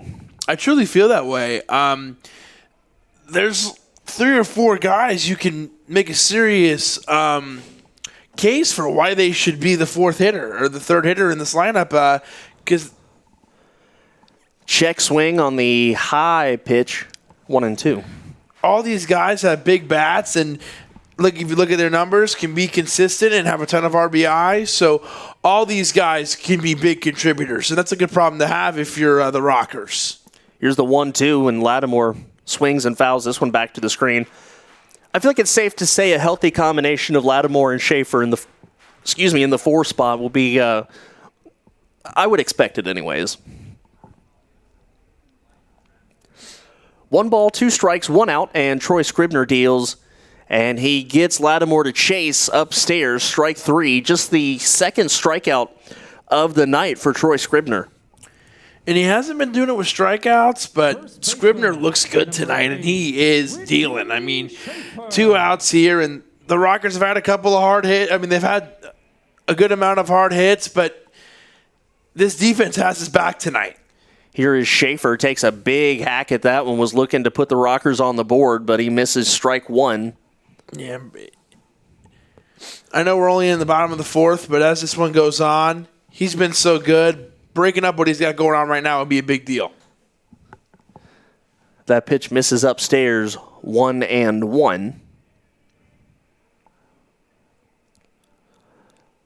Lefty Villasergi Rosa waits on deck here. Should Schaefer reach? Scribner taking his time out there, now looks in, gets the signal from Stanley. The righty kicks in, fires. Big swing and a miss there from Schaefer. That's the second time this at-bat where Schaefer was swinging for the fences. He's down in the count, 1-2. Only 2 runners have reached here for the Rockers, both courtesy of 4-ball walks. Here's the pitch, swing and a miss, a weak wave there from Schaefer, strike 3. And so the Rockers go down harmlessly in the 4th inning. We head to the top of the 5th. Still looking to see if the Rockers will make a call to the bullpen. We'll give you that information when we come back. You're listening to High Point Rockers Baseball. This is Dr. Mariah White, host of Your Life Matters, here on Public House Media. Thanks for listening to the following broadcast on Public House Media. Once you are done with this episode, I hope you'll come check out my show, Your Life Matters, where we talk about dreaming big and dreaming bold to reach your wildest dreams in both your health and your happiness. A new show comes out every single Tuesday. Don't forget to subscribe on iTunes so you'll never miss an episode of Your Life Matters. Thanks again for checking out the following broadcast on Public House Media. What's up, everybody? This is Christian Heimel, host of Press Row here on Public House Media. Thanks for listening to the following broadcast on Public House Media. Once you're done with this episode, I hope you'll come check out my show, Press Row, where we talk about the biggest issues in sports with the analysts, experts, and reporters who cover them. No nonsense, hard-hitting interviews on the sports topics you're talking about. A new show comes out every single Thursday. And don't forget to subscribe on iTunes so you never miss an episode of Press Row. Thanks again for checking out the following broadcast on Public House Media. Hi, this is Peggy Rojas, host of Viviendo una Vida en Balance here at Public House Media. Thanks for listening to the following broadcast on Public House Media. Once you're done with this episode, I hope you can come back and check my show, Viviendo una Vida en Balance, where we talk about life hacks to live a life in balance. And the show's in Spanish. A new show comes out every Monday, so don't forget to subscribe on iTunes and share with your friends. Again, thank you for checking out the following broadcast in Public House Media. Top of the 5th inning, 3-0 Sugarland over your High Point Rockers. Kendrick Fruits, Kevin McMahon here with you at BB&T Point. And a little bit of a surprise, Luke Irvine back on the mound here in the 5th inning. What's his pitch count at right now? He's at 64 here, so you know what? The Rockers are here in the 5th inning, so maybe they're thinking, let's see if he can get a couple outs here for us. First pitch is swung on and hit a long way foul down the left field side. Would have left the park had it stayed fair. The hitter is Zach Borenstein, the right fielder, Dennis Phipps, and Juan Silverio to follow. You know, maybe that's because the defense kind of let him down a little bit the last half inning as that pitch misses down 1-1. And they're giving him another chance out there, just saying, hey, we know that some of the things that happened last inning wasn't necessarily your fault, so we'll go back out there and end things on a high note. No, I agree with you. I think that's exactly what's going on here. Irvine deals 1-1. That pitch going to stay just inside, and the count 2 balls and a strike. Zach Bornstein, a guy with international experience. We were watching a few highlights of him before the game when he played for Team Israel. Yeah, in the World Baseball Classic, one of the qualifiers, Israel actually put up a decent show. That pitch is roped into center field, base hit. Leadoff single for Bornstein. He's 3 for 3 now. The 9th hit against Irvine. And that will bring up the designated hitter, Dennis Phipps, who's 0 for 2. No, the Israel team was like the sweethearts of the tournament. And Frank Viola will come out, and he's making the call to the bullpen. So the leash was short here in the 5th inning for Lucas Irvine. So we will introduce you to your new High Point Rocker pitcher when we come back. Irvine, pretty solid start. Had some issues with defense behind him, but all things considered, did a decent job today. We'll give you his numbers when we come back as the Rockers go to a lefty out of the bullpen.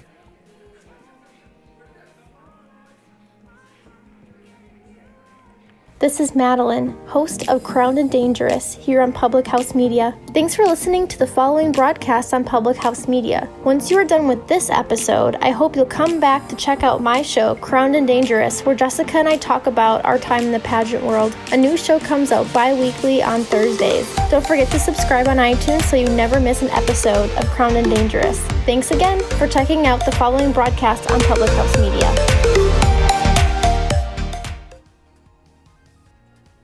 This is Liz Colburn, host of The Morning Uplift here on Public House Media. Thanks for listening to the following broadcast on Public House Media.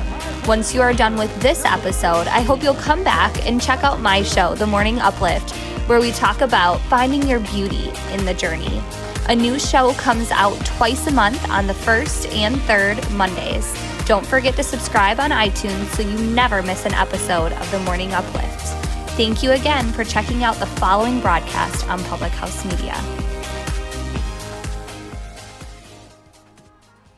This is Rachel Mullins, host of #NoFilterFriday here on Public House Media. Thanks for listening to the following broadcast on Public House Media. Once you're done with this episode, I hope you'll come check out my new show, #NoFilterFriday, where we talk about all of the sexual misconduct allegations swirling around Hollywood. A new show drops every Friday at 8:30 Pacific Standard Time. Don't forget to subscribe on iTunes so you'll never miss an episode of #NoFilterFriday. Thanks again for checking out the following broadcast on Public House Media.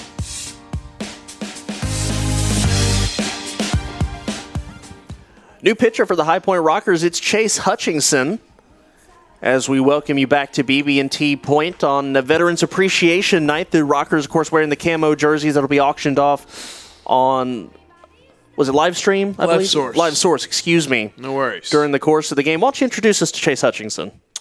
Yeah, this is a guy who's got some pretty sharp numbers here. 1.87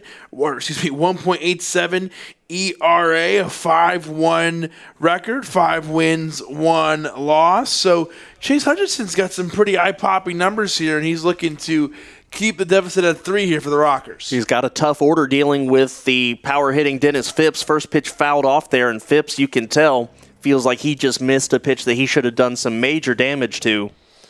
And the count 0-1. We'll reset the scenario here for you. Zach Borenstein is on first base. He led off the inning with a single. Skeeters lead at 3-0 right now as we're nearing the halfway point of tonight's ball game. And the Rockers have dipped into their bullpen here in the top of the 5th. Hutchinson deals. Here's the 0-1. Swung on, and that's hit up in the air, out of play. 0-2.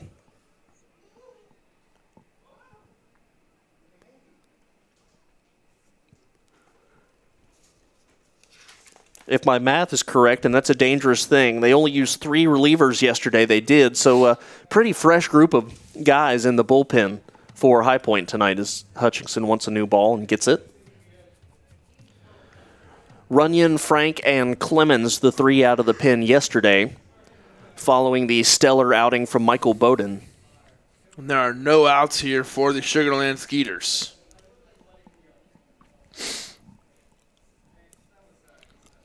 Hutchinson kicks and deals the 0-2 downstairs in the count 1-2. Rockers looking to end a 3-game skid The last two on the road against the Southern Maryland Blue Crabs. The first game yesterday. First game of this 8-game homestand, I should say. Here's the 1-2 from Hutchinson. Runner goes, pitch inside. Nigro's throw down to second base. One hop's not in time. And mark that down as a stolen base for Borenstein. And for Borenstein in 2019, that is just his second steal. Counts now 2-2 to Dennis Phipps.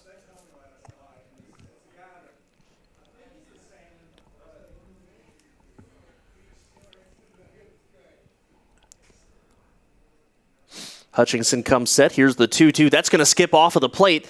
And an easy base advancement there for Borenstein on the wild pitch. And the count full now to Dennis Phipps. And so the Rockers in trouble again with a man on third and no outs. And a 2-2 count, no outs. Phipps, a guy who really values his hitting, decided to stay put there at the box and make the trip to first base. Phipps spent a little bit of time in the major leagues. In 2012, Hutchinson set. That one is swung on and fouled very weakly towards the Skeeter bullpen. Phipps for the Cincinnati Reds appeared in 8 games, went 3 for 10 with a home run. Struck out 4 times in those 10 at-bats. But he does have a major league home run to his name. Got 17 on the year this year, including a big one last night. He fouls this one off, and the count's still 3-2. The Sugar Land Skeeter dugout getting very creative on how they're fielding the balls over there. One guy was using his hat for the foul ball, another guy was trying to play one off the net. They're feeling good over there, a 3-run lead here. And the Rockers just trying to get a couple outs and get back into the dugout so they can hit and try to put a 1 on that board. A lot of zeros up there for them. Yeah, they sure can play a little easy in the on the Sugar Land side of the field. And if I could make a NASCAR analogy for a moment, kind of reminds me of the playoff format that they use in NASCAR, where if you win in the regular season, you're basically locked into the playoffs, and you can kind of go for broke the rest of the way. With the Skeeters winning a postseason spot in the first half, kind of feels like they can play loose the same way. There's a hard-hit ground ball, diving stop there over at third, and the throw on to first in time. Great play there by the third baseman, Steven Cardullo. That's a big out there, and a good job looking back. Borenstein making a nice play with the glove and getting Phipps at first. We talk about how consistent Steven Cardullo is, and that comment usually comes when he's on offense. Same thing goes on defense, and the Rockers needed a big play right there, and that was one right there, a big play. He keeps the runner at third, gets the out. That can move a little momentum here as the Rockers trying to get out of the inning and post a 0. Rockers bringing the infield in mostly even with the baseline. It's the hitter Juan Silverio. He's got a double in 2 trips today. First pitch well inside from Hutchinson. And the count 1-0.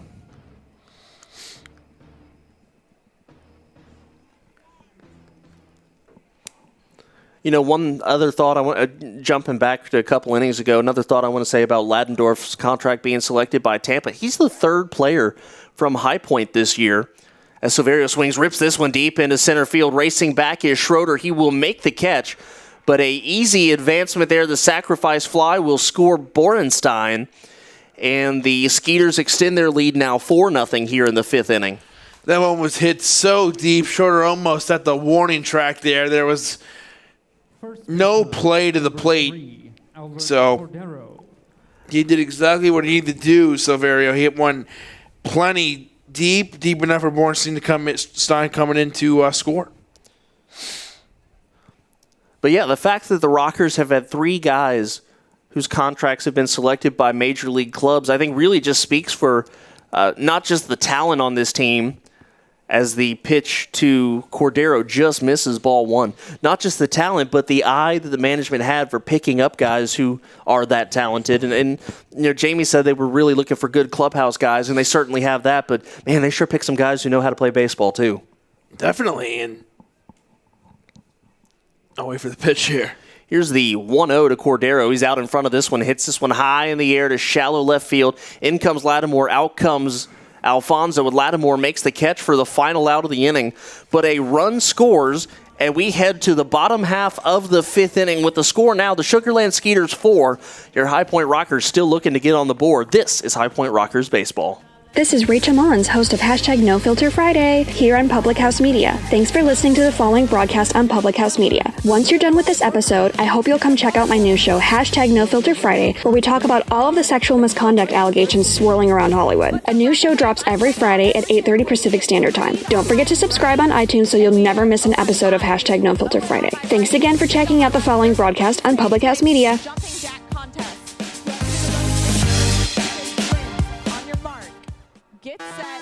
This is Jessica Hammer, co-host of Crowned and Dangerous here on Public House Media. Thanks for listening to the following broadcast on Public House Media. Once you are done with this episode, I hope you'll come check out my show, Crowned and Dangerous, where Maddie and I talk about all things pageant related, especially our experiences in the Miss America organization. A new show comes out bi-weekly, every other Thursday. Don't forget to subscribe on iTunes so you never miss an episode of Crowned and Dangerous. Thanks again for checking out the following broadcast on Public House Media.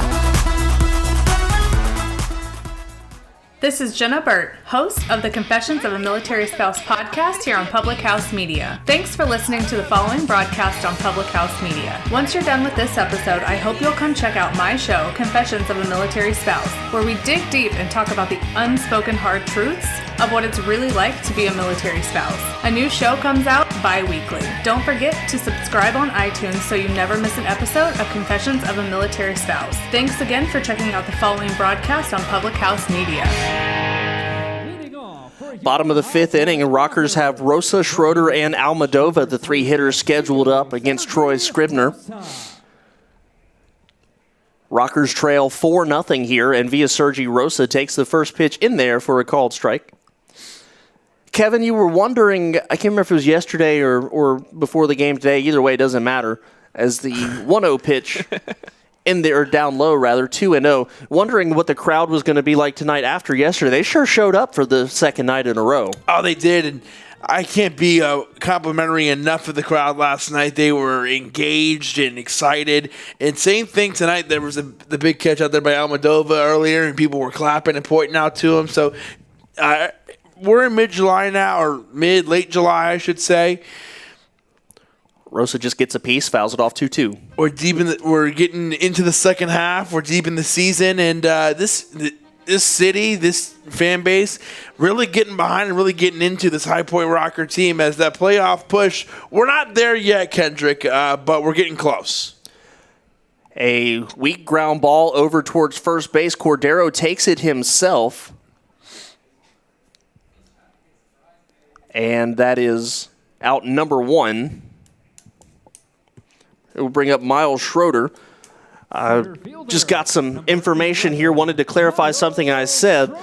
6 contracts for the Rockers have been purchased so far. 5 from Major League teams and 1 from Mexico. So once again, just reiterating the fact that very good talent has been put on this ball team. So kudos to those in charge of filling out the rosters here. That pitch in there called strike, swing and a miss, 0-1 the count. I got to talk to manager Jamie Keefe very early in the season. I think it was maybe one of the first times I talked to him. Another breaking ball. Schroeder gets a piece of it, fouls it up, and out of play, count 0-2. And he mentioned it again today, but he said, we want to win a lot of games, we want to have fun, and we want to make sure we're doing the best we can to help guys move on to the next level and keep playing baseball. And they've done just that. They've been able to, as you said, move a bunch of guys up to the next level and keep playing. Late swing there for Schroeder, and it's strike 3 for the second out of the inning. And Evan Scribner continues to mow down the High Point Rockers. Here's Breland Almadova. He struck out his first time. It's the 4th strikeout for Troy Scribner.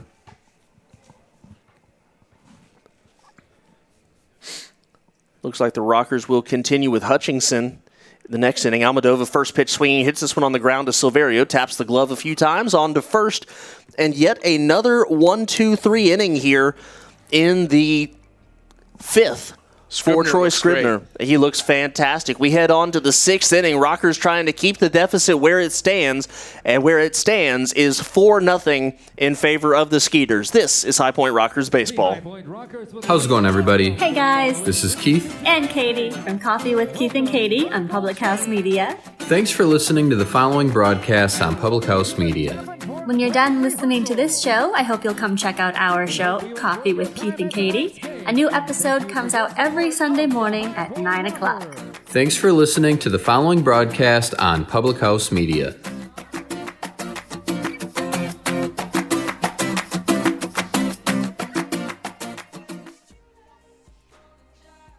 This is Julianne Condia, host of Rewritten, here on Public House Media. Thank you so much for listening to the following broadcast on Public House Media. Once you are done with this episode, I hope you'll come check out my show, Rewritten, where we will talk about you having limitless potential and can rewrite your story at any time. No matter your background, your past, or current situation, you can have the type of life you crave. A new show comes out every single Monday. Don't forget to subscribe on iTunes so you never miss an episode of Rewritten. Thanks again for checking out the following broadcast on Public House Media.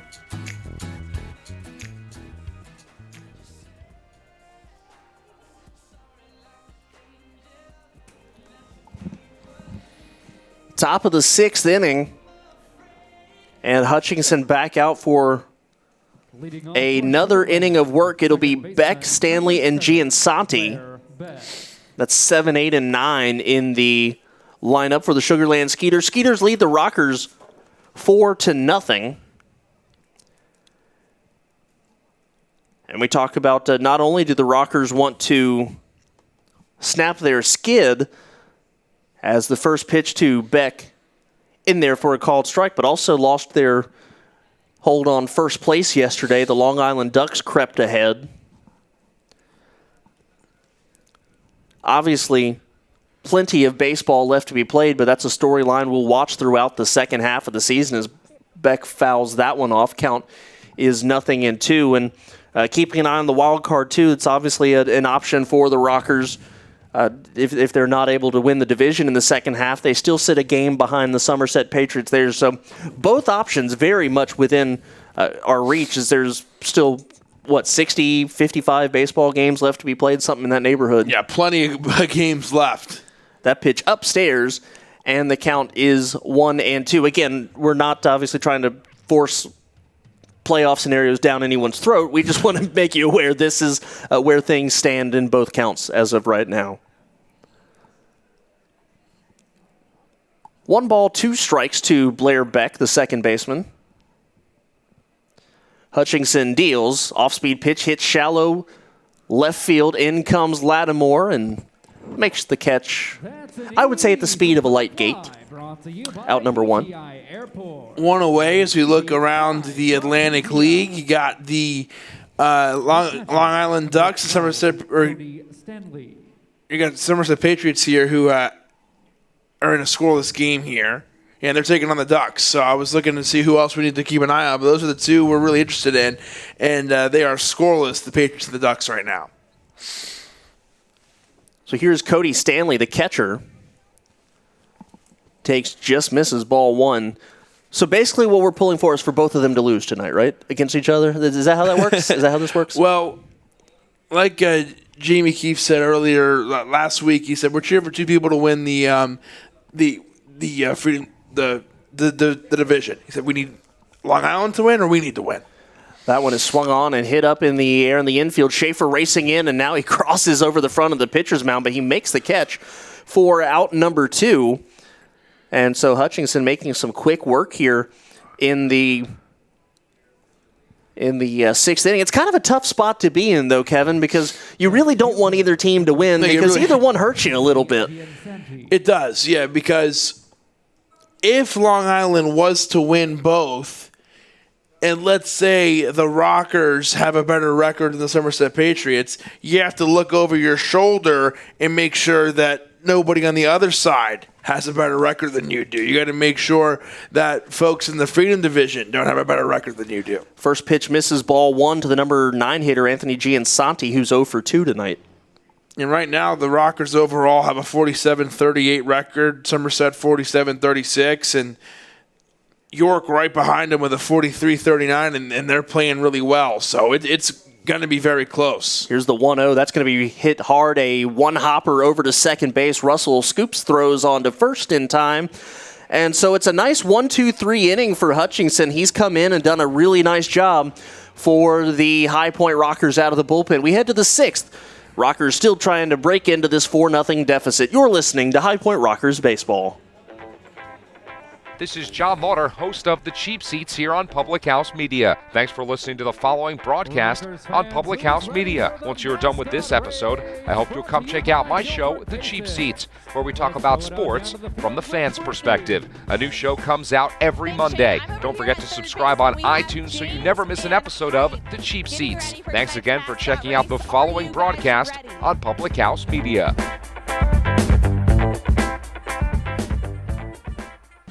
This is Kim Meyer, the host of Choose to Rise here on Public House Media.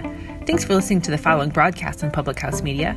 Once you're done with this episode, I hope you'll come check out my show, Choose to Rise, where we talk about living with positive mindsets, how to increase our confidence, building our faith, and living out our life on purpose. A new show comes out via podcast every Monday, Wednesday, Friday. And if you want to catch the episode live instead, stop by Public House Media around 6:45 Central Standard Time, Monday, Wednesday, Friday as well. Don't forget to subscribe on iTunes so you'll never miss an episode of Choose to Rise. Thanks again for checking out the following broadcast on Public House Media. Hi, this is Emily. This is Lindsay. And this is Elizabeth, co-hosts of Beauties and Headcanons here on Public House Media. Thanks for listening to the following broadcast on Public House Media. Once you are done with this episode, we hope you'll come check out our show, Beauties and Headcanons, where we talk nerdy to you about fandoms, fan fiction, and all pop culture for nerds that you can think of. A new show comes out every Friday. Don't forget to subscribe on iTunes so you never miss an episode of Beauties and Headcanons. Thanks again for checking out the following broadcast on Public House Media. Bottom of the 6th inning. Daniel Poppy. It will be Giovanni Alfonso leading off for the Rockers. Nigro on deck, Cardullo in the hole. Against Troy Scribner's had a fantastic evening. Alfonso shows bunt, pulls back. It's a strike. Yeah, Troy Scribner, 2 walks, 4 strikeouts, and he hasn't given up a hit yet. You got Giovanni Alfonso showing bunt, just trying to do anything he can and try to get on base. The 1-0 pitch will miss ball 1. We were joking about it in the break. Yeah, Troy Scribner's doing nothing we can't talk about. He's having a great game. The Rockers have yet to pick up a hit, and he looks lights out. Alfonso swings, fouls this one off in the count 1-2. You might not be able to say it, but I'm going to say it. He's throwing a no-hitter right now through 5 innings. And I'm going to go ahead and just make everybody aware of my logic. You know, we're broadcasters for the High Point Rockers. We want the Rockers to win. So anything that helps, if it helps to break it up, then that's what I'm going to say. Although he strikes out Alfonso there, chasing that one, and the count is that's out number 1. Brings up Frank Nigro, who's 0 for 1 today. Bunted foul his first time up. Scribner, he looks great, and I mentioned it earlier. He's getting the strikeouts to go his way now. He wasn't getting strikeouts early on, and the defense had his back. They were hard hit balls coming their way. That one's roped down the left field line. That's going to get down. First hit for the Rockers. It is a base hit for Nigro. And boy, he needed that when we talk about the struggles that Frank Nigro has had offensively. All of a sudden, though, you put him in a position where, hey, you're going to be the catcher for a little while, and he comes through there with a big base hit. Hopefully the Rockers get something going here in the 6th. He absolutely needed that one.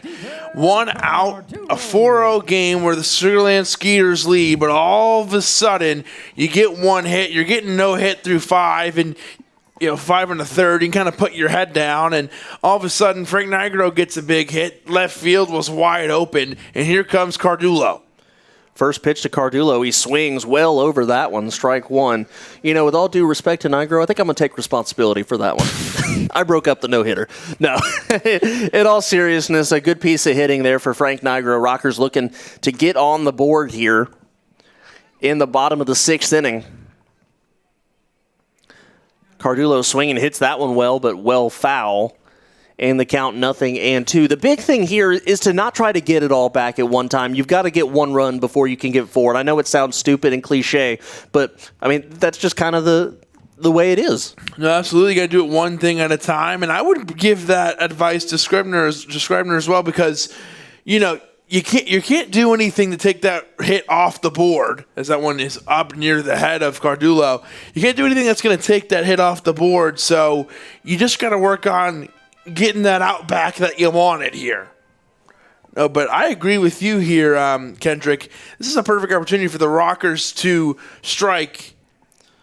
Cardulo swings, rips this one into right field. That one's going to get down for extra bases. Nigro on his horse. He's going to third. They're going to hold him there. The throw to second will be cut off, and it is a double there for Stephen Cardulo and your High Point Rockers in business here in the 6th.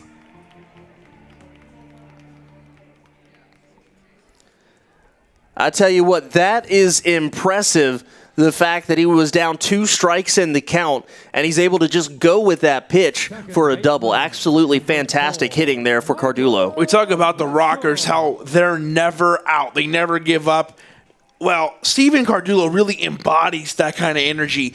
Doesn't matter if it is a 3-0 count or an 0-2 count. He is always in it. He never gives up.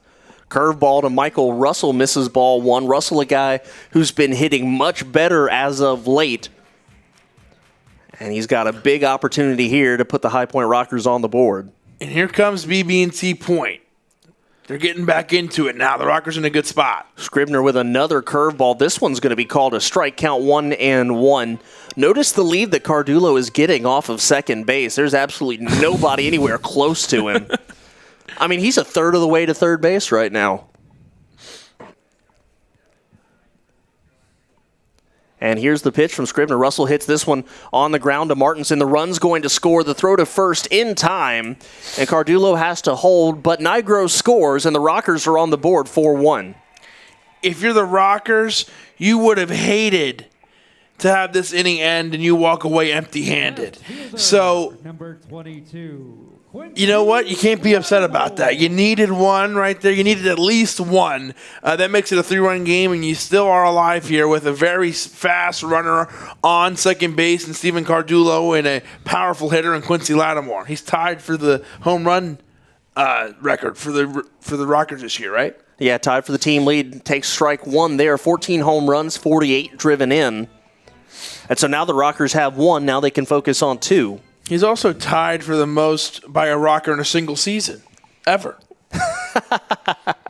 Easy to do in your inaugural season, although he's reaching for that one in the count 0-2. Thank you for laughing at my bad material. I'll be here all week.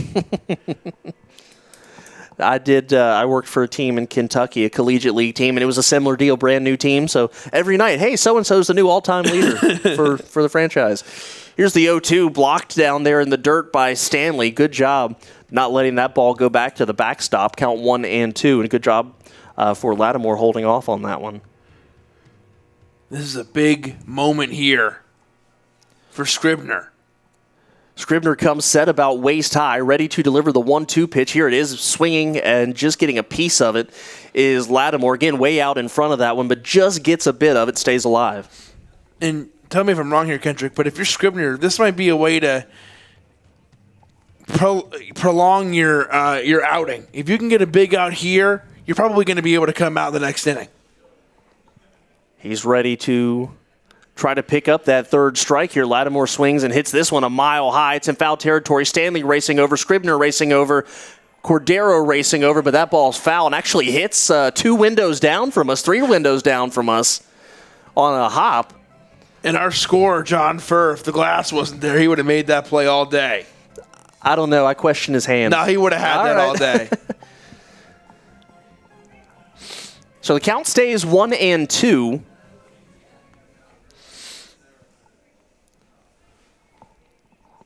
Lattimore trying to wait out Scribner, protect the plate, and see if Scribner makes a mistake. There's a curveball that does not break. An easy take there, counts even at 2. You saw Scribner sprinting off the mound, off that pop-up in foul territory. That's how bad he wanted that out. He wants to get out of this inning with a man on second and a powerful hitter at the plate. He knows how big that third out is. Here's the 2-2 to Quincy Lattimore. It's a fastball swung on, and that's going to be roped into left field, base hit. They're going to send around Russell. He will score. Yes, he does score. The throw and the tag just a bit late. A nice slide there by Russell to get around the tag. Lattimore with a single. He'll go to second on the throw, and it's 4-2. What a call by Billy Horn, and then Cardullo, who's speedy, takes it all day long straight to the plate.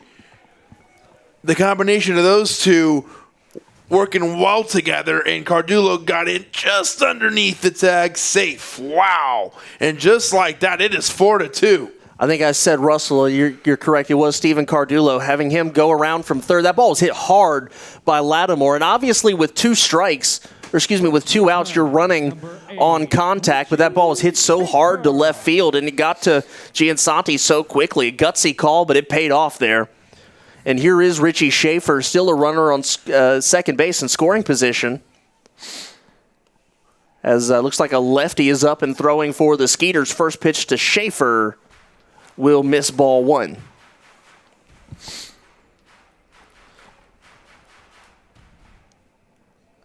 the Rockers going with this 1 run at a time mentality paying off here. They're starting to chip away. Big swing from Schaefer. Tried to tie it up there with the 1 swing. And the count 1-1. And Scribner here at 84 pitches. Lefty working quickly in the bullpen for Sugar Land. Curveball will dance in there for a strike, and the count 1-2. The guy on second base and Quincy Lattimore has 14 home runs. The guy at the plate, Richie Schaefer, has 14 as well. He was looking for 15 with his first swing of the at-bat, now looking just to make contact. Schaefer 0 for 2 with a strikeout today. Scribner ready to deliver. Here's the pitch. And a good take there. Count 2-2. 4-2 just feels a lot more manageable than 4-0 does. And that's part of what I was saying. You got to get one at a time, especially because if you do have to come back late in the game, it feels a little more manageable. Especially when you put it in perspective. 4-0 with no hits. Schaefer swings, drives this one deep into left field. Racing back is Giansanti at the wall, looking up. Rockabye baseball, we're tied. Richie Schaefer picks on that one and drives it over the left field wall to tie this baby up at 4. And he takes the lead in home runs with 15, and he is going to share a big high five with Quincy Lattimore at the plate. What a big bottom of the 6th inning. You go from being no hit to tying up the ball game. You can't take a play off here at BB&T Point. What a game, and I think that's going to be the end here for Scribner. What a night he has had, but it ends in pretty grand fashion as the Rockers score 4 and tie it up in just 1 inning. Pete Incaviglia steps out, and that's going to indeed be the end of the evening for Troy Scribner. So we'll step aside and give the new Sugar Land Skeeter pitcher some time to warm up and catch your breath a little bit, because Richie Schaefer has just tied this game up. Rockers 4, Skeeters 4. You're listening to High Point Rockers Baseball.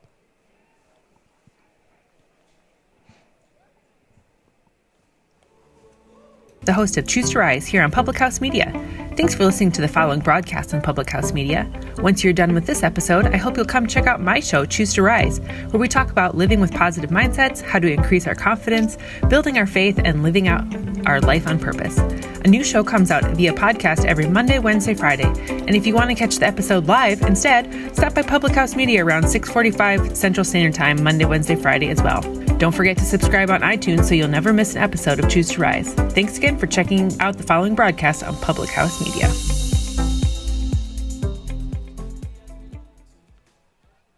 Now pitching for Sugar Land, number 30, Daniel Schlereth. This is Bryce Burge, host of Your Soccer Passport here on Public House Media. After this episode, come join us on a trip around the soccer world as we discuss club and country every Tuesday. Stamp your soccer passport by subscribing on Spotify, iTunes, or wherever you get your Public House Media podcasts. And thanks again for checking out the following broadcast on Public House Media.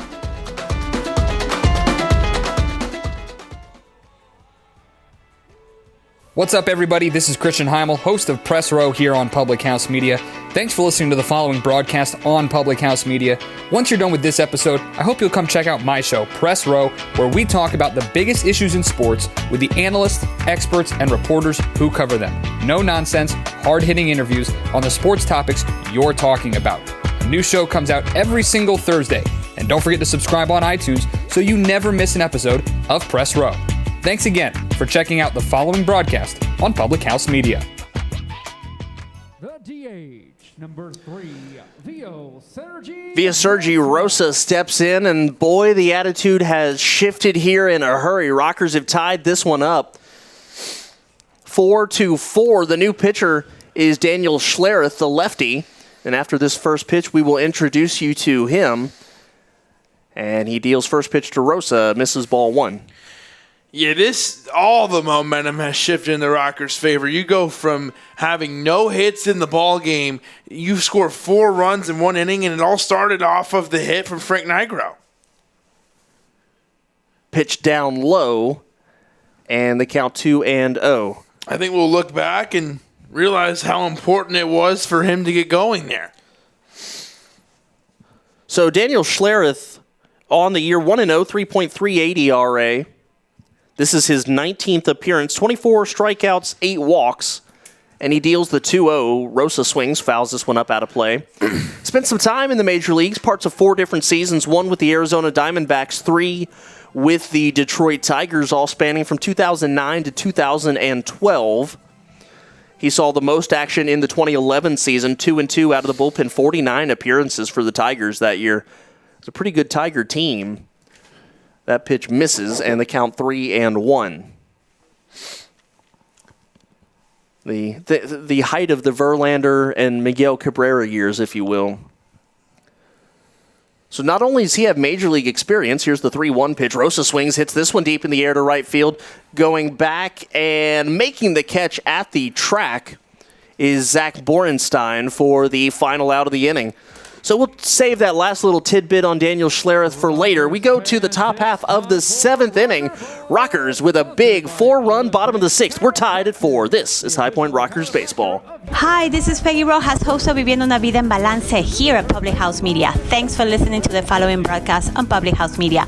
Once you're done with this episode, I hope you can come back and check my show, Viviendo una Vida en Balance, where we talk about life hacks to live a life in balance. And the show's in Spanish. A new show comes out every Monday, so don't forget to subscribe on iTunes and share with your friends.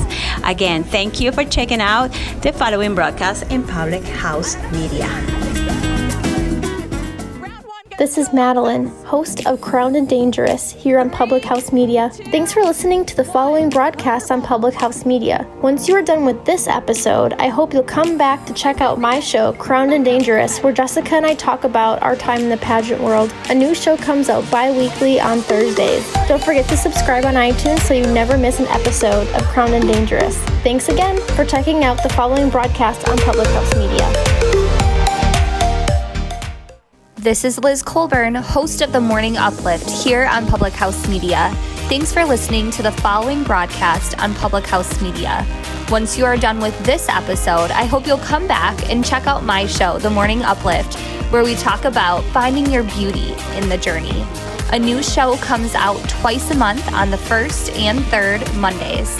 Don't forget to subscribe on iTunes so you never miss an episode of The Morning Uplift.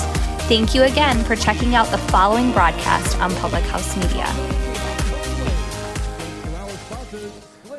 Top of the 7th inning, a brand new ball game here at BB&T Point as we are tied at 4.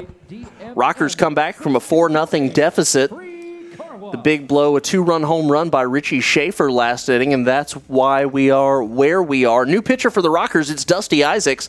Comes in after a very solid relief outing by Chase Hutchinson. How about Isaac's numbers on the year? Well, I want to give a disclaimer when we read them because they're a little they're a little bit skewed here. He only pitched 5 innings for the Rockers. He has a 7.20 ERA. He's only arrived in 4 games here. He has 1 loss on the season. And number 11, Rico Noel. has only given up 4 earned runs there. So a little bit skewed, but looking to have a good outing here in a tie ball game. He'll have to deal with the top of the lineup, Noel, Martinson, and Borenstein. Noel, we know, can cause problems, and he promptly laces the first pitch he sees into left field for a leadoff single to bring up Jason Martinson, who is 1-for-3.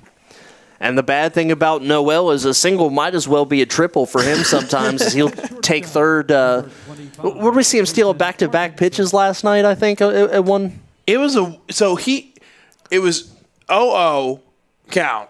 By the time it was 1-2, he was a third. I mean, that is how quick the guy is able to move around the base pass. He had, I think, 4 stolen bases 4 steals last night, yep.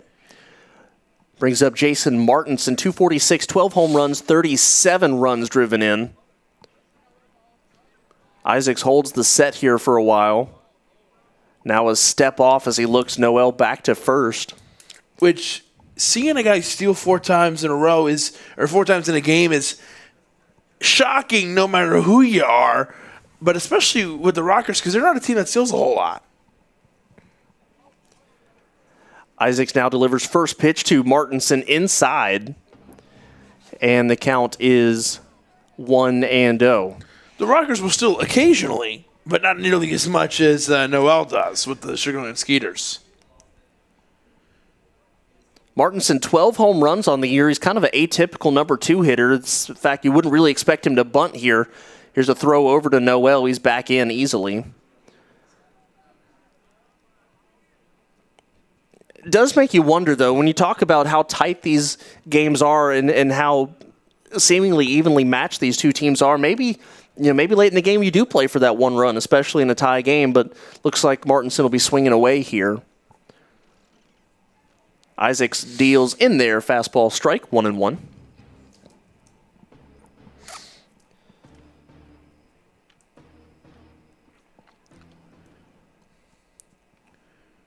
We begin life after Ladendorf here today. Again, we want to take a moment to say congratulations to our All-Stars, contract selected by the Tampa Bay Rays.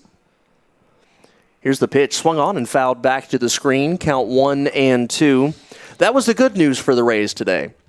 The bad news for the Rays, it looks like their ace pitcher Blake Snell will have to undergo surgery and will miss the majority, if not the rest of the 2019 year. And again, this is a guy that won the Cy Young Award last season, and he and Charlie Morton far and away the best pitchers on that rotation.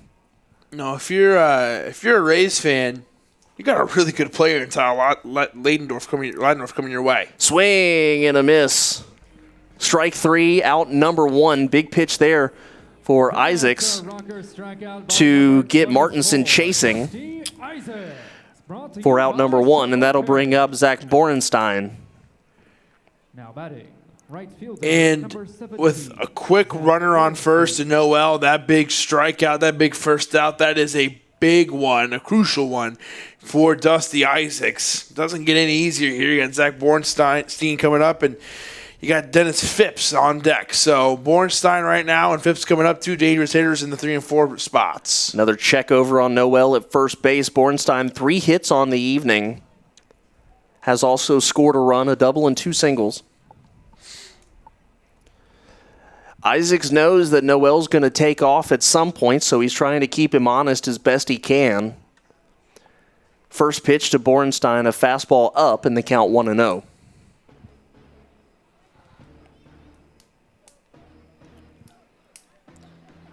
Momentum has shifted here at BB&T Point. It favors the home squad at the moment. Isaacs looking for the shutdown inning. Here's the pitch. Just below the knees. Look good from here, but it's going to be 2 balls, no strikes. Obviously, when you get momentum like that in a big inning like the Rockers just had, you want to keep it on your side by not allowing the opposition to pick anything back up. It's my most likely unnecessary explanation of a shutdown inning. Here's a check over again on Noel, and he again dives back in time.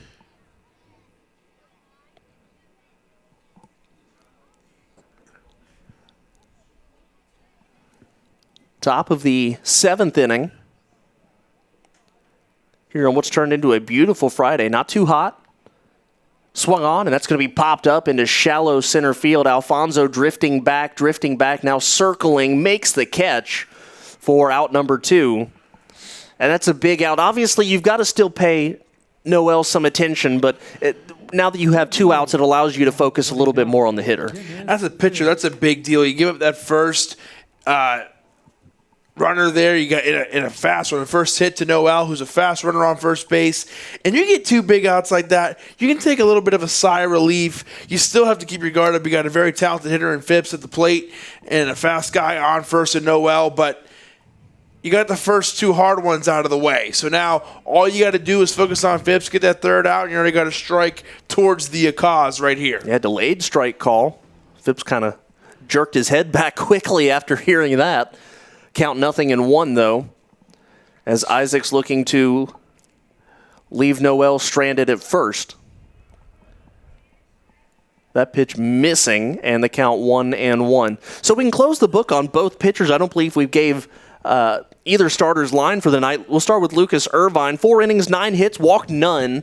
Struck out a pair, gave up 4 runs, but just 2 of them earned. So pretty solid night. Had some unfortunate events happen behind him defensively, but all in all, pretty solid night. That pitch missing away, 2 balls and a strike to Phipps. For Troy Scrivener, started 5 no-hit innings, but things fell apart in the 6th. 5 2/3 total for him. 4 hits, 2 walks, struck out 5, gave up 4 runs, all of them earned. The big blow, of course, the 2-run Richie Schaefer home run.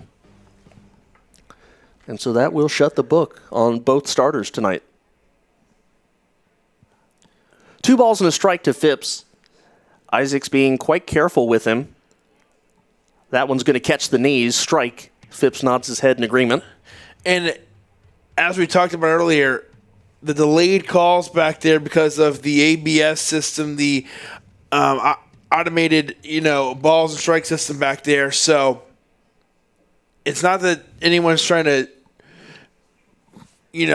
outdo anybody else. They're just waiting to hear the call in their ear behind the plate. And I've heard it basically sounds like Siri. Not exactly Siri, maybe more like Siri's cousin, but something like that in your ear to give you the ball or strike call. Here's the 2-2. That's a breaking ball in the turf. Nigro, good job to keep it in front of him, but Noel well on his way to second.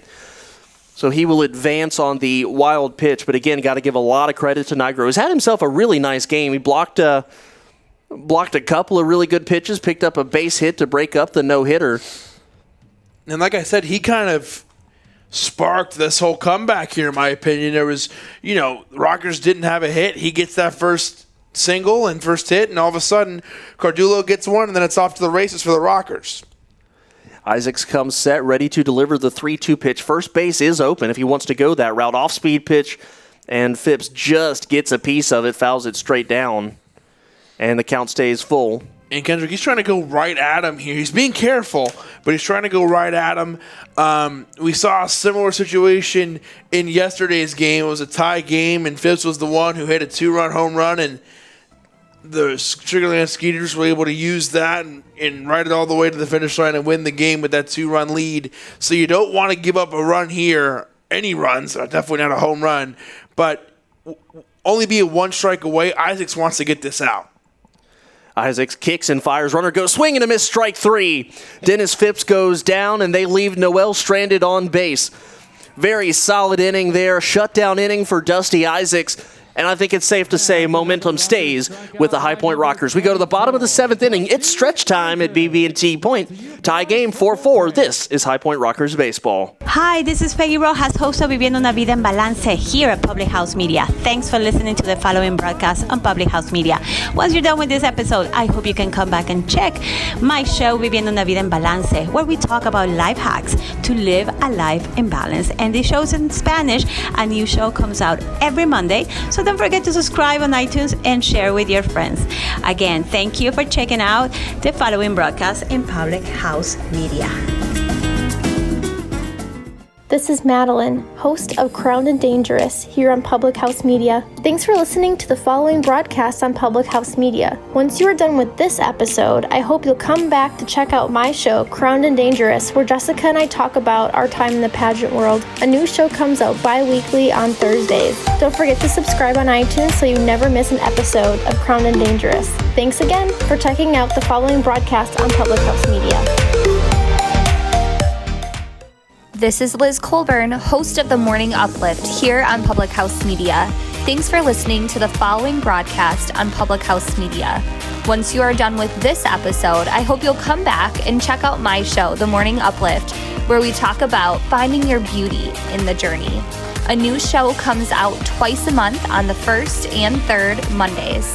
Don't forget to subscribe on iTunes so you never miss an episode of The Morning Uplift. Thank you again for checking out the following broadcast on Public House Media. This is Rachel Mon. Leading off for your High Point Rockers. Daniel Schlereth back out here in the bottom of the 7th inning of a tie ball game at BB&T Point. He will face Miles Schroeder, Breland Almadova, and Giovanni Alfonso. That is 6, 7, and 8 in the Rockers lineup. Rockers looking to build off of what they started last inning, and that was erasing a 4-0 deficit. As the first pitch to Schroeder misses ball 1.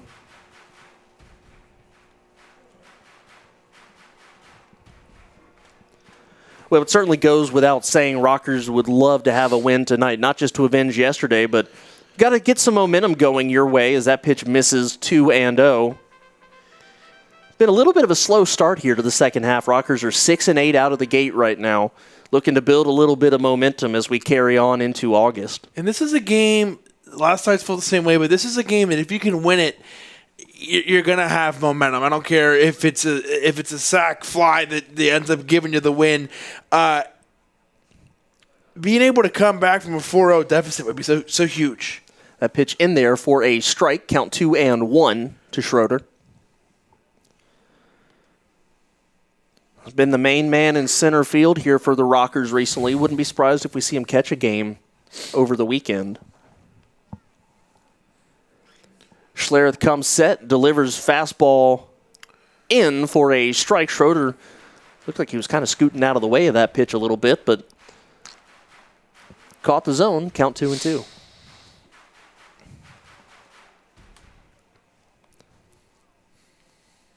Turn back to have a conversation with the home plate umpire, Vincent Cressier. Swing and a miss. Strike 3 there, chasing the off-speed pitch down, and that's out number 1 here in the 7th. It'll bring up Breland Almadova. Number 33, Breland Almadova. Almadova 0-for-2 today, struck out his first time, bounced out to Silverio at third his second time.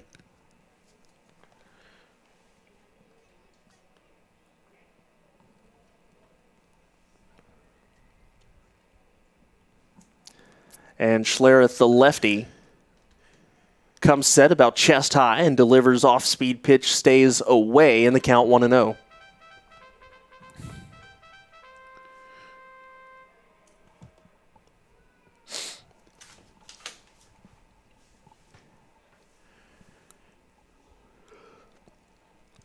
Here's the 1-0 pitch, swing and a miss. Big swing there by Almadova, count 1-1.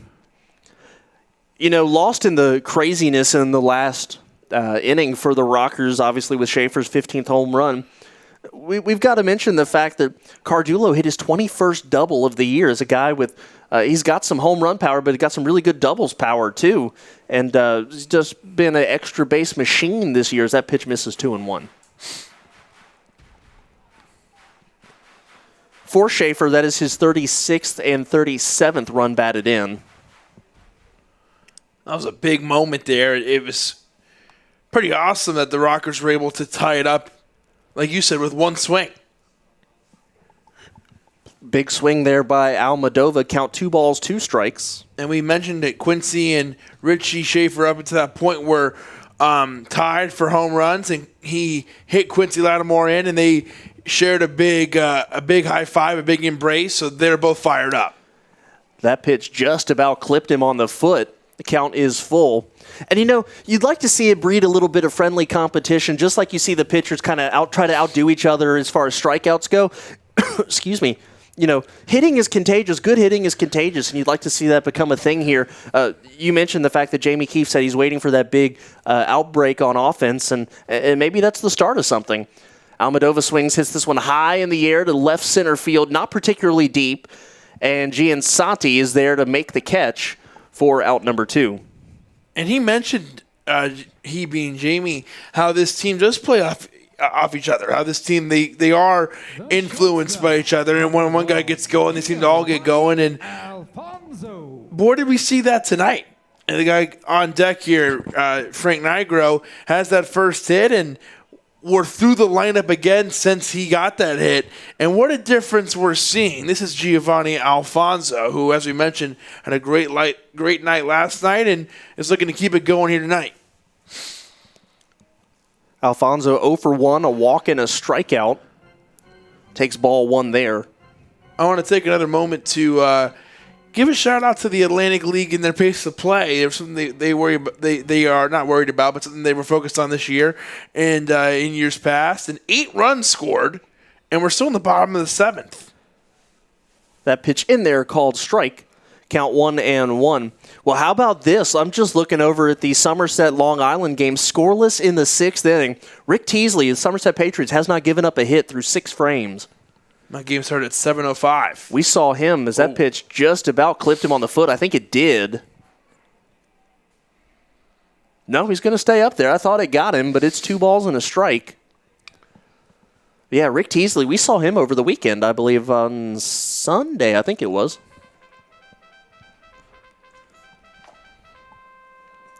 Alfonso showing off his dancing skills, getting out of the way of that one. Here's the pitch. Big swing and a miss. And the count is 2-2.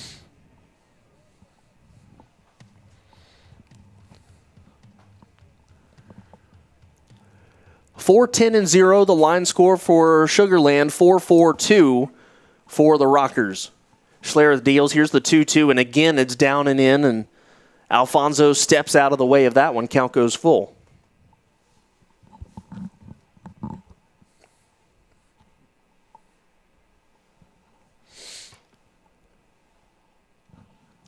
Schlereth looking in.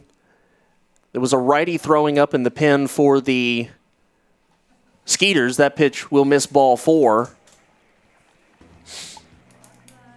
I feel like Jerry Coleman, the ex-broadcaster, the former broadcaster of the San Diego Padres. Nobody is sick in the bullpen. Their right-hander is standing and throwing in the bullpen. Giovanni Alfonso reaching first there, and I got to give another shout-out to the great eye he has. He reaches again, and he is speedy, has a high baseball IQ, especially on the base pass. We saw a great play by him last night to somehow pull some tricks out of the Matrix book and somehow made it back to first base. Speaking of great, how great would it be if Nigro could keep things going here? He picked up a much-needed base hit his last time at the dish, took ball 1 inside there.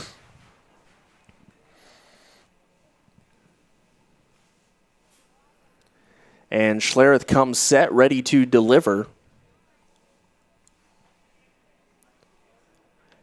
Nigro swings, hits a chopper towards second, takes a high hop to Beck, but he's right behind second, and with 1 step, he retires the Rockers here in the bottom of the 7th inning. So we go to the 8th, 2 innings of regulation ball left to play.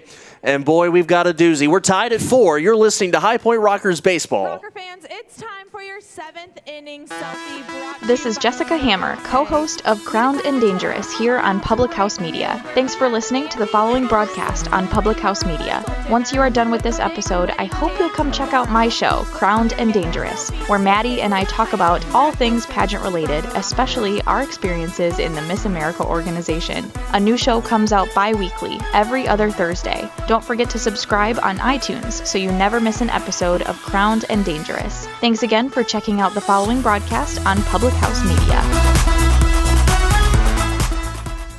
This is Jenna Burt, host of the Confessions of a Military Spouse podcast here on Public House Media. Thanks for listening to the following broadcast on Public House Media. Once you're done with this episode, I hope you'll come check out my show, Confessions of a Military Spouse, where we dig deep and talk about the unspoken hard truths of what it's really like to be a military spouse. A new show comes out bi-weekly. Don't forget to subscribe on iTunes so you never miss an episode of Confessions of a Military Spouse. Thanks again for checking out the following broadcast on Public House Media. Top of the 8th inning, and a new pitcher for the Rockers. It is Alberto Baldonado coming in to relieve Dusty Isaacs after Isaacs had a solid 7th inning.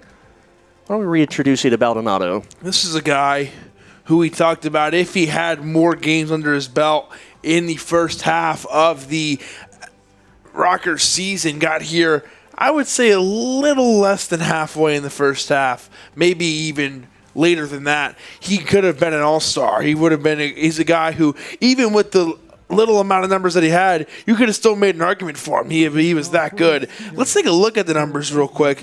A 2.31 ERA. He's 0-1 with a loss, but only 3 earned runs and 15 strikeouts. He has 1 save to his name as well. So Baldonado is a great pitcher and a great option for the Rockers out of the bullpen. And this is a big spot for him here in a tie ball game here in the top of the 8th inning. He'll be facing Silverio, Cordero, and Beck. That's 5, 6, and 7. First, here is Juan Silverio. And he will take strike 1. Silverio doubled, was caught stealing, popped out to first, and has a sacrifice fly. So a pretty eventful day for him. Had a couple extra base hits yesterday.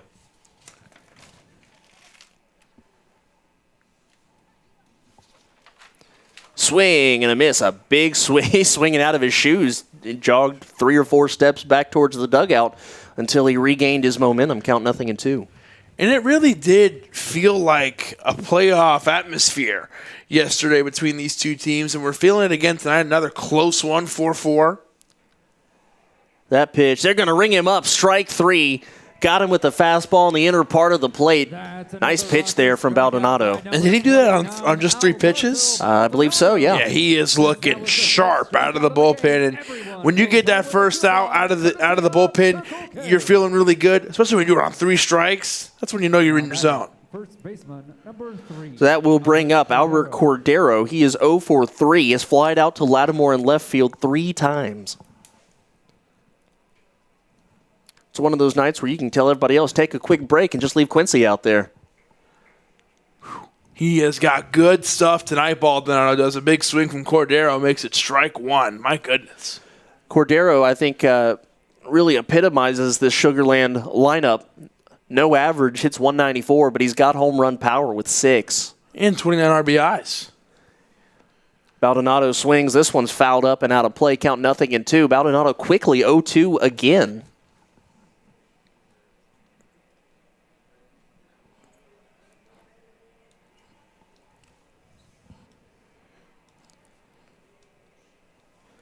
On deck is Blair Beck, the second baseman. Baldonado looking in, ready to deliver the 0-2 pitch as the lefty comes set. Swung on and fouled right back to the screen. Count 0-2. That's the first foul tip or any kind of take in this inning so far. Any kind of any pitch that didn't result in a straight up strike. Here is that 0-2. Actually, he steps off here, so we'll hang on a second. I passed Baldonado in the hallway today. First time I've been up close to him. 6'4", 250 pounds. Not a guy I'd like to mess with. No, we both said hello and kept moving. Yes, sir. He is a tall guy. He was nice to us. Said, good afternoon. Here's the 0-2. He bounces this one. Nigro blocks it.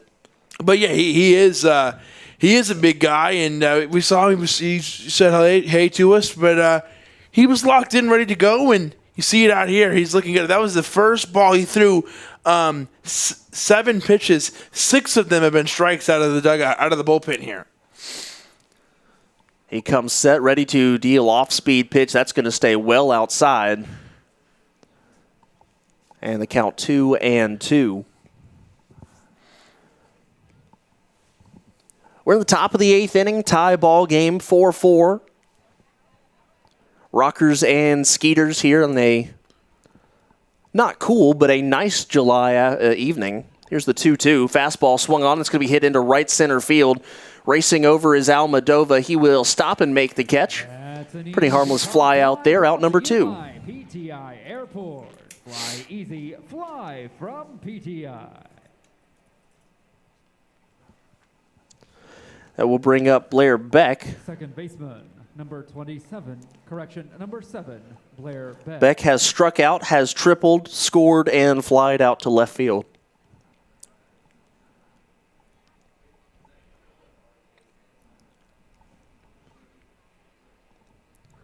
Baldonado comes set, ready to deliver first pitch of the at-bat. Kicks and fires. And he misses ball 1. Looking ahead a little bit to the bottom of the 8th inning. Rockers will have the top of the lineup, starting with Steven Cardulo.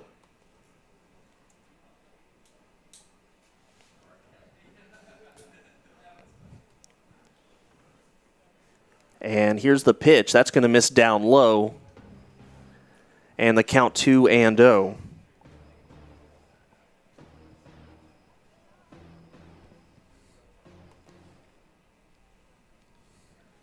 Still keeping an eye on Rick Teasley and the Somerset Patriots. Picked up the first out in the 7th inning here. That pitch misses away, and the count now 3 balls, no strikes. He's at 81 pitches, is Rick Teasley for the Somerset Patriots. No hitter through the first 6 1/3. Check that actually looks like a perfect game right now. No base runners for the Long Island Ducks. Is that one in there for a called strike? 3-1. This is Blair Belk at the plate here for the Sugarland Skeeters, and Baldonado in a 3-1 count. The first time we've seen him not in a pitcher's count here. And that pitch misses ball 4. Beck heads on down to first base with a walk. 2-out walk brings up the catcher, Cody Stanley. The catcher, number 12, Cody Stanley.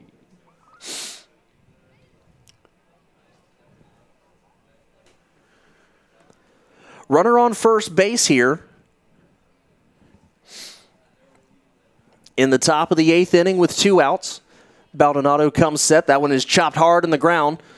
Russell picks it on a couple of hops. The underhanded flip to Schaefer is high, but he makes the catch for the final out of the inning. So we head to the bottom half of the 8th inning. We are tied at 4. You're listening to High Point Rockers Baseball. This is Liz Colburn, host of the Morning Uplift here on Public House Media. Thanks for listening to the following broadcast on Public House Media. Once you are done with this episode, I hope you'll come back and check out my show, The Morning Uplift, where we talk about finding your beauty in the journey. A new show comes out twice a month on the 1st and 3rd Mondays. Don't forget to subscribe on iTunes so you never miss an episode of The Morning Uplift. Thank you again for checking out the following broadcast on Public House Media. This is Rachel Mullins, host of #NoFilterFriday here on Public House Media. Thanks for listening to the following broadcast on Public House Media. Once you're done with this episode, I hope you'll come check out my new show, #NoFilterFriday, where we talk about all of the sexual misconduct allegations swirling around Hollywood. A new show drops every Friday at 8:30 Pacific Standard Time. Don't forget to subscribe on iTunes so you'll never miss an episode of #NoFilterFriday. Thanks again for checking out the following broadcast on Public House Media.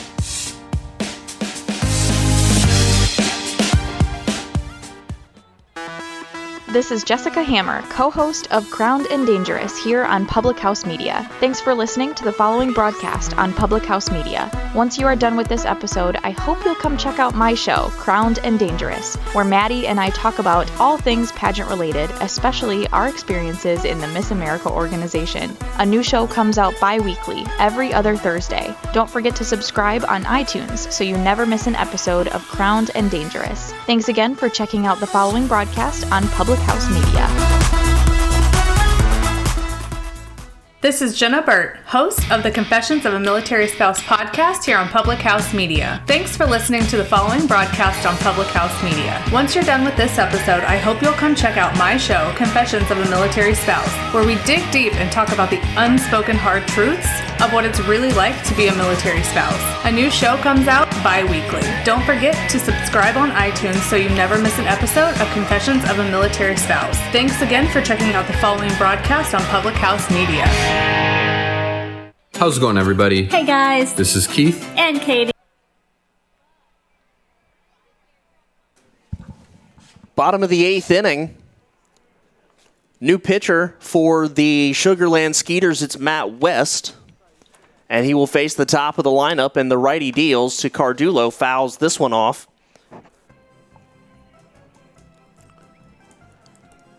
West has been a mainstay in the bullpen this year for the Skeeters. This is his 38th appearance, 1-3 on the year, 3.06 ERA. And he's got 3 saves, so this is a guy that he's been around, he's gotten the job done. Yeah, absolutely. Here's the 0-1 to Cardulo. And that one's in there for a strike. And Cardulo had a double his last time up. He moved Frank Nigro over to third, who would ultimately score.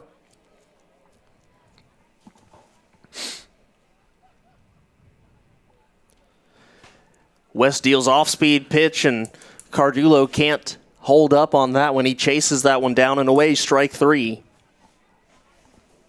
And as I take a look here, there's more action in the bullpen for the Rockers. So I think that was just a one-inning outing for Baldonado. Well, who it sure was a good one. Spectacular. Here's Michael Russell, 0-for-3 today.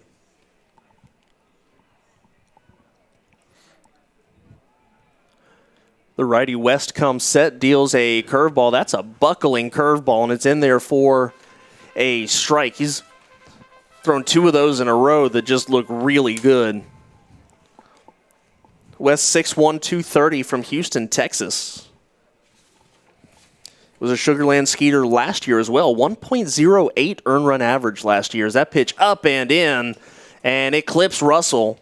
He's going to head on down to first base. Rockers have a 1-out base runner. Yeah, that came in and hit him on the hands, it looked like. And glad he's okay as he gets down there. And this is a big deal because with 1 out, it brings Quincy Lattimore to the plate. And Quincy, even if he got out there with nobody on base, he has leave the park power for sure. Second in home runs just by 1 with 14. Richie Schaefer has 15, as we know from this evening. But Quincy, with a man on, is a very dangerous hitter.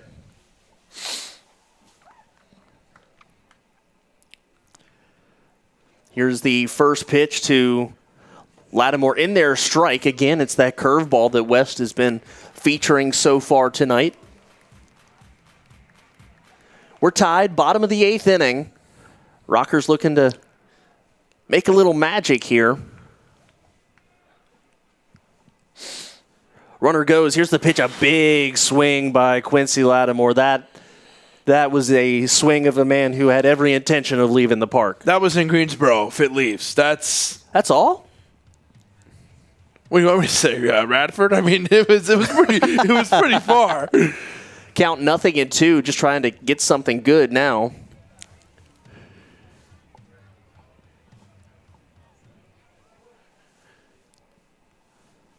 And here is the 0-2. West steps off.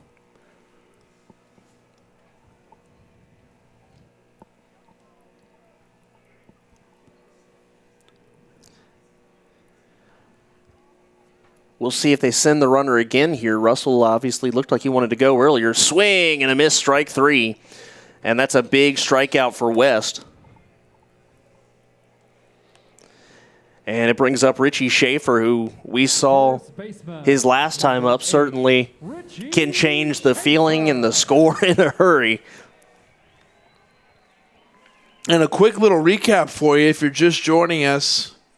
There was a no-hitter for the Sugarland Skeeters through 5. 5 and a third, I think. And then 4 runs scored for the Rockers to tie it up. They were trailing 4-0 heading into the 6th inning. Here's the pitch inside to Schaefer. That's going to be called a strike. And the count is 0-1. That delay is getting me. I'm not used to the delay by the umpire. You just got to let it cook. You just got to sit there and let them cook and then figure it out. Rick Teasley is through 7 perfect innings at Somerset. Is it in Somerset? It is. That pitch is down low. Yeah, looking good in front of the hometown fans. I'm checking his pitch count, 88 pitches, so it'll be interesting to see if they let him do the last 2 innings or not. I certainly would let him pitch the 8th. I don't know about the 9th, though. He's right there. But there's still no score. That's the most interesting thing. Is it's still 0-0 there. The Patriots only have 3 hits of their own. Here's the 1-1 to Schaefer. That's a called strike. Top part of the zone. He seems a little less than pleased with that. This is a big-time pitch on the way here for Matt West. 1-2, you got a man on 2 outs. You would love strike 3 or a ground ball. Get that 3rd out and get your Sugar Land Skeeters back into the dugout for a chance to try to take the lead in the top of the 9th before the Rockers will get another chance if necessary in the bottom of the 9th. West again steps off. A look over at Russell now comes set, ready to deliver the 1-2 to Richie Schaefer. Runner goes, curveball, stays down, no throw. And so the Rockers have a man in scoring position now in the form of Russell as the count's 2-2. And for Richie Schaefer this year, that is his first steal. Picked up number 1 here tonight. You mentioned the Rockers not a team that steal a whole lot, but the one thing I've noticed about it is when they do, they time it really well. They're always at very opportune moments. Let's say when they do, it's effective. Very rarely do they get caught stealing when they do steal. Yeah, 67 steals against just 28 caught stealing. 2 out of every 3 is a success. And 67 is still a lot. That pitch is in there, strike 3, a very delayed call there, and Michael Russell is stuck at second base. So we head to the 9th inning, 3 strikeouts for Matt West, and we will head to the 9th tied at 4. You're listening to High Point Rockers Baseball. Guys, This is Keith. and Katie from Coffee with Keith and Katie on Public House Media. Thanks for listening to the following broadcasts on Public House Media. When you're done listening to this show, I hope you'll come check out our show, Coffee with Keith and Katie. A new episode comes out every Sunday morning at 9 o'clock. Thanks for listening to the following broadcast on Public House Media.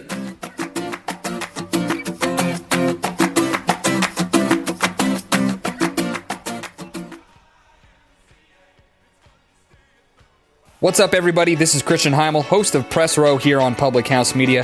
Thanks for listening to the following broadcast on Public House Media. Once you're done with this episode, I hope you'll come check out my show, Press Row, where we talk about the biggest issues in sports with the analysts, experts, and reporters who cover them. No nonsense, hard-hitting interviews on the sports topics you're talking about. A new show comes out every single Thursday. And don't forget to subscribe on iTunes so you never miss an episode of Press Row. Thanks again for checking out the following broadcast on Public House Media. Hi, this is Peggy Rojas, host of Viviendo una Vida en Balance here at Public House Media. Thanks for listening to the following broadcast on Public House Media. Once you're done with this episode, I hope you can come back and check my show, Viviendo una Vida en Balance, where we talk about life hacks to live a life in balance. And the show's in Spanish. A new show comes out every Monday, so don't forget to subscribe on iTunes and share with your friends. Again, thank you for checking out the following broadcast in Public House Media.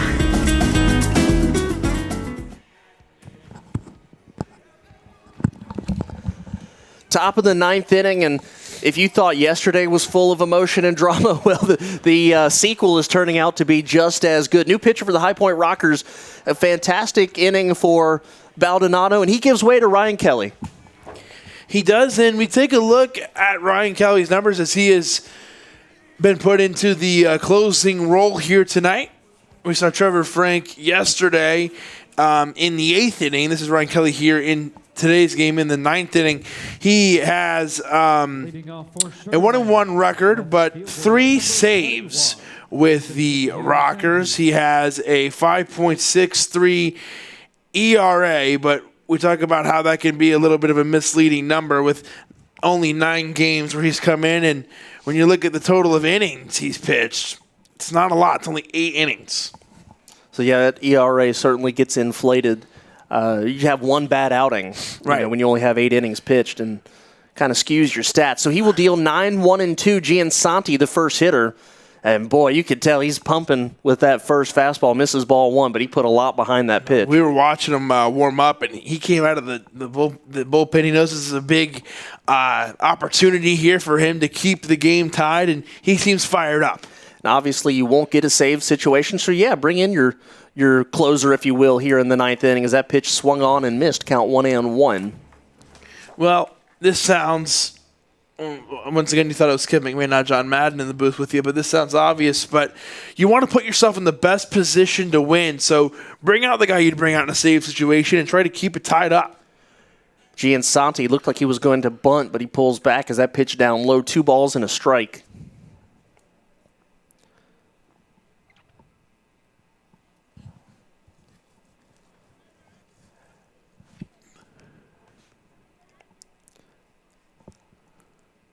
Again, wanted to give you a little quick update on the afternoon that Rick Teasley is having in Somerset. Obviously, it's a big night for him. He's just gone through the 8th inning.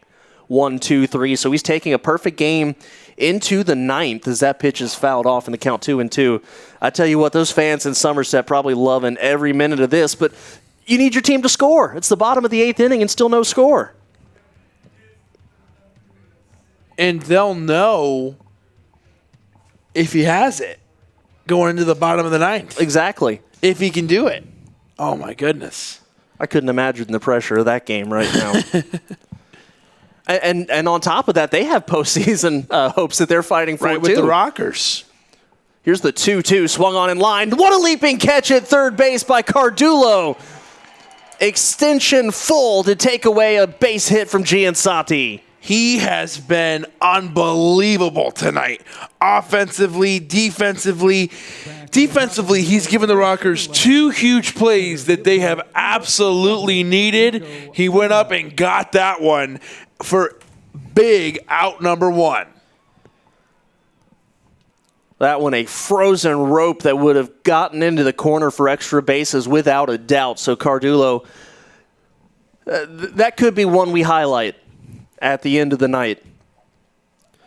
Go back around to the top of the lineup. It's Rico Noel, a guy who's been picking on the first pitch he sees the last couple of times and reaching base.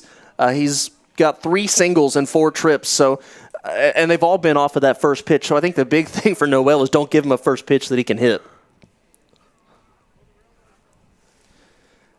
Kelly comes set, 1 out here in the top of the 9th.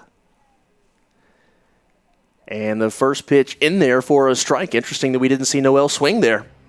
Really impressed with his coverage of the zone. He chases after, not really chases, but he goes after whatever pitch looks like it's in the zone, and he usually is able to end up with a base hit. Just been really impressed with the first 2 games we've seen from him. Here's the 0-1 from Kelly. Off-speed pitch in there, strike 2. Looking good with the curveball. Kelly looks to get out of the pin. He got some help off of the Cardullo big jumping catch, but his pitches up to that hit looked good, up to that catch, and he's looking good here again in a 2-strike count, looking for another out. Here's the 0-2. There's a lefty up in the pin for the Skeeters. Fastball down low in the count 1-2.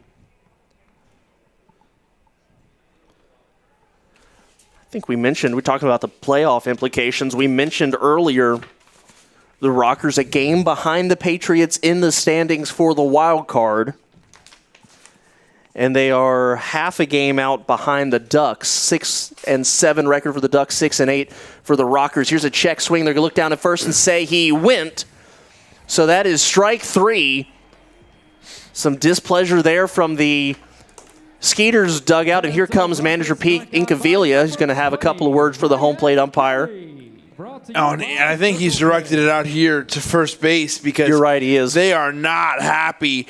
Incaviglia is really upset here. That's Kevin Morgan on the first base side, Terrence Jones on the third base side, and he is really letting them have it, especially with the new Atlantic League rule that came in after the All-Star game that said that it would be a more hitter-friendly check swing rule, which you and I kind of talked about hesitantly because we don't know exactly what that means.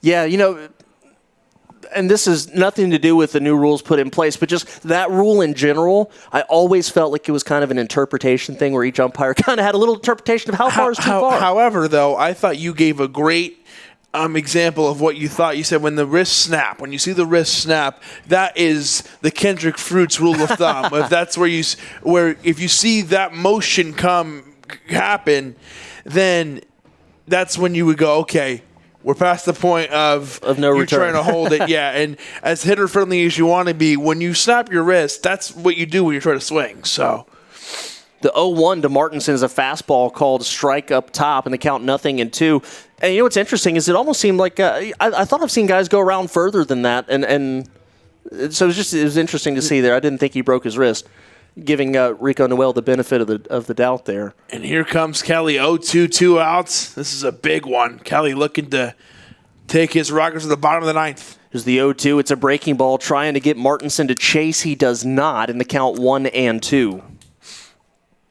We talk about Giovanni Alfonso, how he helps with the energy and emotion for this club, being the Rockers. I feel like Ryan Kelly out of the bullpen is another one of those guys. If he can get a big third out, I think you're going to see a lot of energy coming into that dugout. I think a strikeout here would be the biggest way to pump your guys up, and he's one strike away from getting it. Here's the 1-2. Swung on, popped up a mile high. Nigro gives it a look and watches it all the way back, and it does get out of play. Count stays 1-2.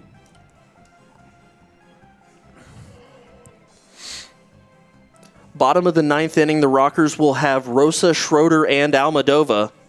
5, 6, and 7. Certainly some capable bats there. And the fact that seems to be a different guy every night here bringing the magic, so it could be any one of those three.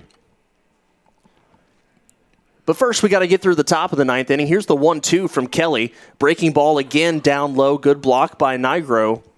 And the count 2-2. When you have when the count's in your favor like it was there for Kelly, you can throw a couple in the dirt, see if you can get him to chase.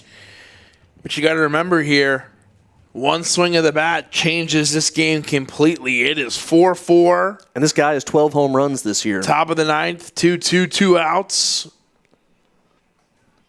Big moment. Kelly set. Here's the 2-2. Fastball swung on, hit high in the air to left. But coming in is Lattimore. He's got a beat on it, and he makes the catch. So a 1-2-3 inning that started off with a great catch by Cardullo and ends with a fly out to Lattimore. We head to the bottom of the ninth inning. We are tied. Is there magic here tonight at BB&T Point? We find out next. This is High Point Rockers Baseball. What's up, everybody? This is Christian Heimel, host of Press Row here on Public House Media. Thanks for listening to the following broadcast on Public House Media. Once you're done with this episode, I hope you'll come check out my show, Press Row, where we talk about the biggest issues in sports with the analysts, experts, and reporters who cover them. No nonsense, hard-hitting interviews on the sports topics you're talking about. A new show comes out every single Thursday. And don't forget to subscribe on iTunes so you never miss an episode of Press Row. Thanks again for checking out the following broadcast on Public House Media. Hi, this is Peggy Rojas, host of Viviendo una Vida en Balance here at Public House Media. Thanks for listening to the following broadcast on Public House Media.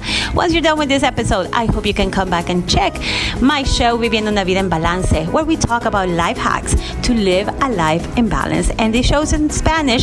A new show comes out every Monday, so don't forget to subscribe on iTunes and share with your friends. Again, thank you for checking out the following broadcast in Public House Media.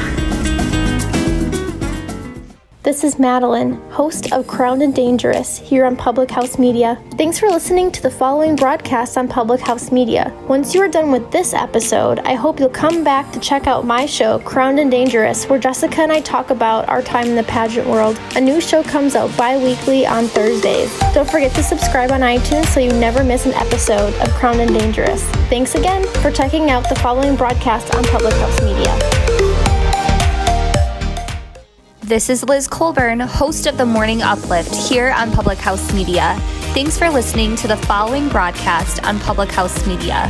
Once you are done with this episode, I hope you'll come back and check out my show, The Morning Uplift, where we talk about finding your... Number 3.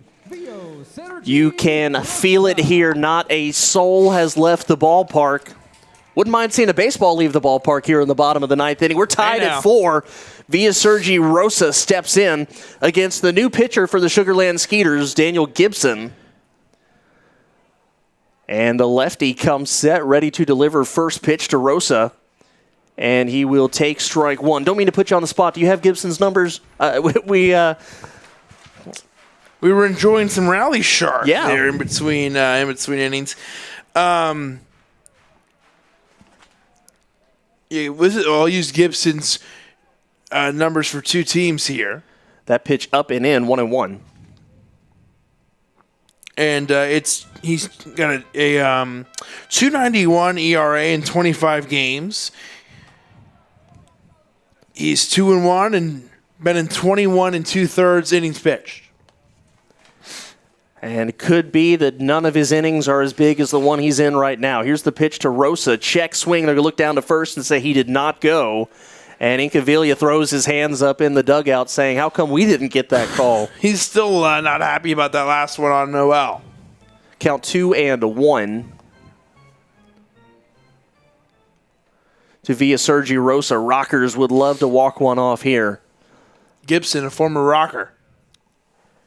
Here's the pitch, swung on, and a big swing by Rosa fouls it back.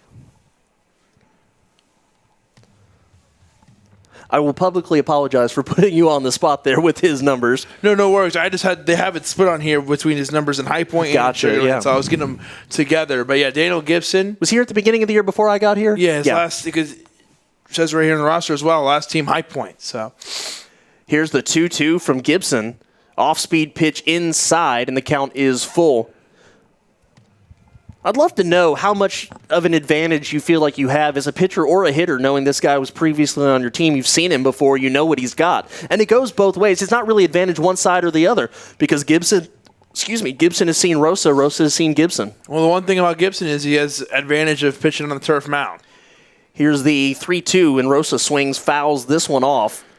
And the count is still full. And I say that meaning that he's done it before. Right. I remember when Somerset came here for the first time, they had like 6 guys out there trying to get used to just pitching on the turf mound. So for Gibson, he'll be used to that.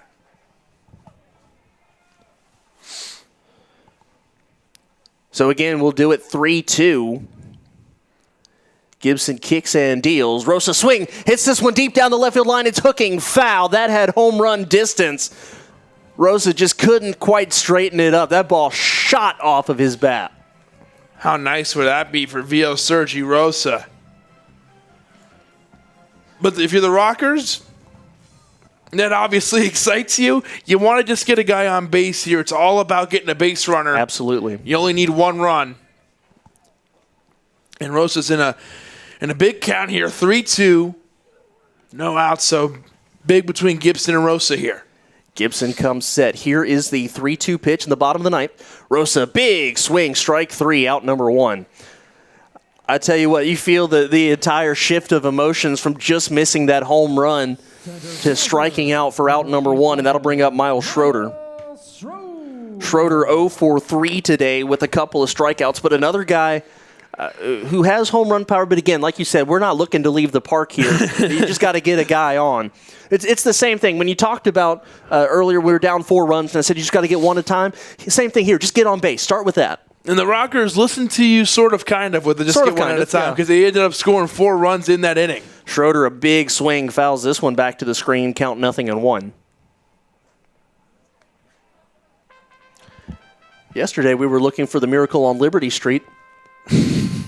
Maybe we'll get it a day late. It was Christmas in July yesterday. Yeah, the decoration's still up at the ballpark. Pretty cool. It is. It's like 12 days of Christmas, right? So it's still Christmas in July. Yeah, you got to let it rock. Schroeder swings, just gets a piece of that one. Count is 0-2. We are, give or take, coming up on 2 hours, 45 minutes here at the ballpark this evening.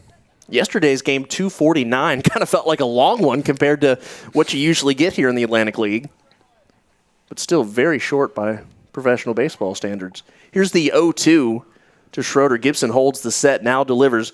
Swung on and fouled back over the screen, over the awning, and out of the ballpark backwards, let's say. Breland Almadova waits on deck. I believe there's action in the Rockers bullpen, prepping for a potential 10th inning. Count 0-2 to Schroeder. He's fought off a couple of pitches here to stay alive. Here's the 0-2. He swings and pokes this one into left field, base hit. And the Rockers have a man aboard in the bottom of the ninth with Breland Almadova coming to bat. And with only one out, so you have Almadova here at the plate, Giovanni Alfonso on deck, and then behind him would be Frank Nigro. So you have your 7, 8, 9 hitters due up if it gets that far. Miles Schroeder out there on first. He has speed on the base paths. But we'll see if he's got to hold tight with a lefty. Almadova swings and fouls this one out of play. I feel like that the new rule where you have to step off, it really kind of maybe not equalizes, but it makes it so that, you know, the pitcher could be staring right at you, but if he starts his motion towards the plate before he steps off, you can go. Even if he's looking at you the whole time, he's kind of helpless at that point. Almadova, a guy who can really bunt. Would be a little bit surprised if I saw it here due to the situation. Here's the 0-1. He swings and drives this one deep into left center field. Racing back is Giansanti, and this ball is off the wall. They're waving Russell around. The throw is cut off. Here's the throw to the plate. It's going to be late. Rockers win. Schroeder scores. Shoot the J. Breland Almadova. Breland Almadova is the hero here tonight. Schroeder comes around and scores all the way from first. A line drive deep into left center field, and the High Point Rockers have walked it off in the bottom of the ninth. Forget about a bunt. Breland Almadova, stay down. Here comes the cooler, big fella. They are celebrating here in High Point. A big one here at BB&T Point. The Rockers needed that one, and they get it against one of the best teams in the Atlantic League in the Sugar Land Skeeters, the defending Atlantic League champions. They already won the first half in their Freedom Division. And the Rockers even up the series 1 apiece. Breland Almadova, a huge double. Miles Schroeder guts it out and scores. And Ryan Kelly, who had a huge 9th inning, brought the cooler out there to douse the man off and cool him off a little bit. You know, forget what I said. I said, you know, it's really important to be the team that scores first. Never mind. Let's just have these 9th inning walk-offs continue because it is magical. They're getting ready to grab Breland Almadova down there for a post-game interview. So why don't we send it down there real quick and get the thoughts from our hero of the night, Breland Almadova. Take us through that last at-bat. Look for something over the plate, and, just hit the ball hard, and that's all you can do. You guys are getting no hit through 5 and come out in the 6th and put up 4 runs to tie it. How big was that? It's a big team effort. I mean, just to put together some hits in one inning and get the runs back and tie the game and kind of set us down a little bit and give us some energy. Lastly, 2 great showouts from your crowd tonight. What is it like playing in front of these Rocker fans? Rocker fans, keep it up. Keep coming out. We want to keep winning, so keep it up. Thank you, guys. Thank you. Congratulations.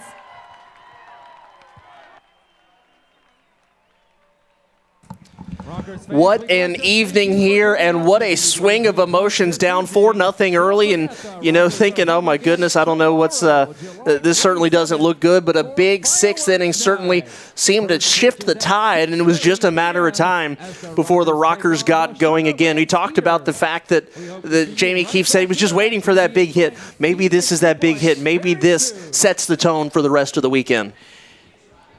Let me take a breath for a second and tell you that it all started with Frank Nigro. The Rockers are getting no hit through 5 1/3. Frank Nigro gets a big single and gets a big hit, and then Steven Cardillo gets a double, moves him over, and then a sacrifice by Russell, which scores him, Lattimore an RBI single, and then a 2-run home run by Richie Schaefer after the Sugarland Skeeters score 4 runs and are doing so well. It's the Rockers who really hold in there, hold on, and they get a huge walk-off win. It was Breland Almodovar who hits in Miles Schroeder, who was able to move over, or who was able to get the single. And a huge shout out to Brittany down there doing the interviewing. And how about Breland Almodovar kind of rallying the troops here at the end of the game, going, huge thanks to the crowd forward and really fired up the home crowd here at the end. So really great. I want to give 2 more shout outs. Sorry, I keep going here to the bullpen. In particular, Baldonado and Ryan Kelly, who I thought were just phenomenal. But you also got to give a huge shout out to Chase Hutchison, who came in a tie game in 2 innings and really helped push the Rockers to the finish line. But how about the All-Star, Breland Almodovar? That's my player. I'm giving 2 players of the game. A shared 1 player to the bullpen of Hutchison, Baldonado, and Kelly. Am I missing anybody? Or were those the 3? Hutchinson, Baldonado, and Ryan Kelly. And Dusty Isaacs as well. So the 4 of them. And then to Breland Almodovar, who was great, and an honorable mention to Frank Nigro, who really got this thing going, had that big throw down and threw a guy out, and then had the hit that kind of got everything rolling. But it was Breland Almodovar's night. Another walk-off, too, in 2 weeks. It feels like it's a different guy. There's one walk-off every home series, it seems like, and it's you a different guy every time. I did, and I called the wrong guy's name. So okay. I've ruined my first walk-off hit. But you did a good job. Yeah, little frustrated in the performance there. I blew the save here in the 9th inning. No, come on.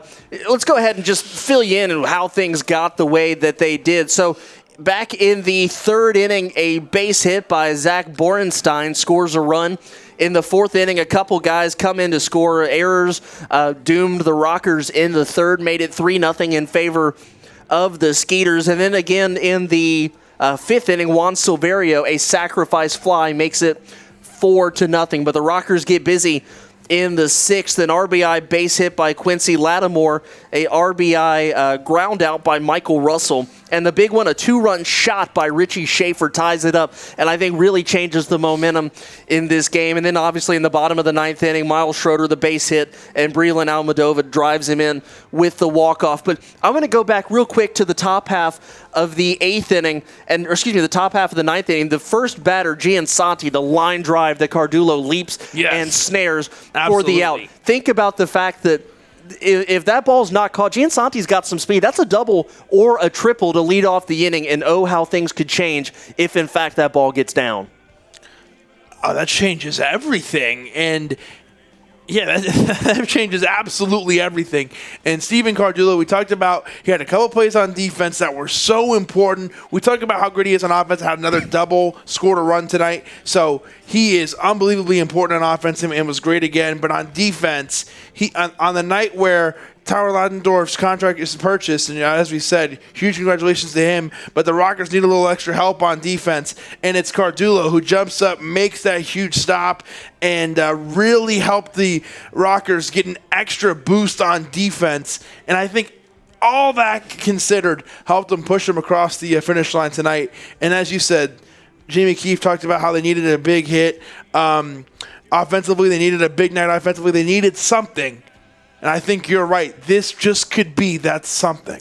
Certainly have our fingers crossed for that. A little bit of housekeeping here. Gibson, the losing pitcher, drops to 2-2 on the year, and Ryan Kelly, the winner, improves to 2-1. So, Kevin, we'll go ahead and send it to you for final thoughts. With the way the game went last night, with how close it was and the Rockers really had a chance, being no hit through 5 1/3, you come through and you score 4 runs. If somehow the Sugarland Skeeters, who by the way, we're focused on the Rockers right now because they just won. Sugar Land Skeeters had a great game. If they were able to gut out another win, I think that really would have taken a lot of the win out of the Steelers for the Rockers. Hard, I hate to throw around the term must win, but this was a huge win. And when you come back and you score 4 runs in the 6th inning after you're getting no hit, and you got a great performance going on in the opposing pitcher in Scribber, who was just great. You have to come through and make something happen. Scribner, who was spectacular. And the Rockers did just that. They took full advantage. I think the Rockers would have been really disappointed if they weren't able to do that. So they really needed this one, and they got it. A huge win. And Kendrick, I think they can take this and use it to help them in the rest of this series in the homestand. Absolutely. And tomorrow's game will be on Spreaker on YouTube, and will be on My 48 tomorrow as well. We come on the air, of course, our usual pregame show on the first 2 platforms at 6:15. I believe we come on My 48 at 6:30, around the time of first pitch. So hoping if you can't make it out to the ballpark, you will join us here tomorrow on those media platforms. My final thoughts for the day, I really just want to echo what you said. Hats off to the bullpen and timely hitting as well, and being able to wait out another really good pitching performance by Troy Scribner and to not get down on yourselves. Obviously, this is a team that has come from behind plenty of times. They know how to get things done late and absolutely followed through again. Just a quick note, they go to the bottom of the 9th in Somerset. Still a perfect game for Rick Teasley, but no score. So the drama continues to ramp up there. But we're focused here, again, as you mentioned, on High Point. And Breland Almadova, your hero tonight with the walk-off single in the bottom of the 9th inning. Rockers win at 5-4. So for everyone here at High Point Rockers Baseball, all of our great staff and everyone down at the control booth, Kevin McMahon, Kendrick Fruits, wishing you a great night. We'll see you tomorrow. Rockers win. It's already a good night, but you can make it even better. Have a good evening. We'll see you tomorrow.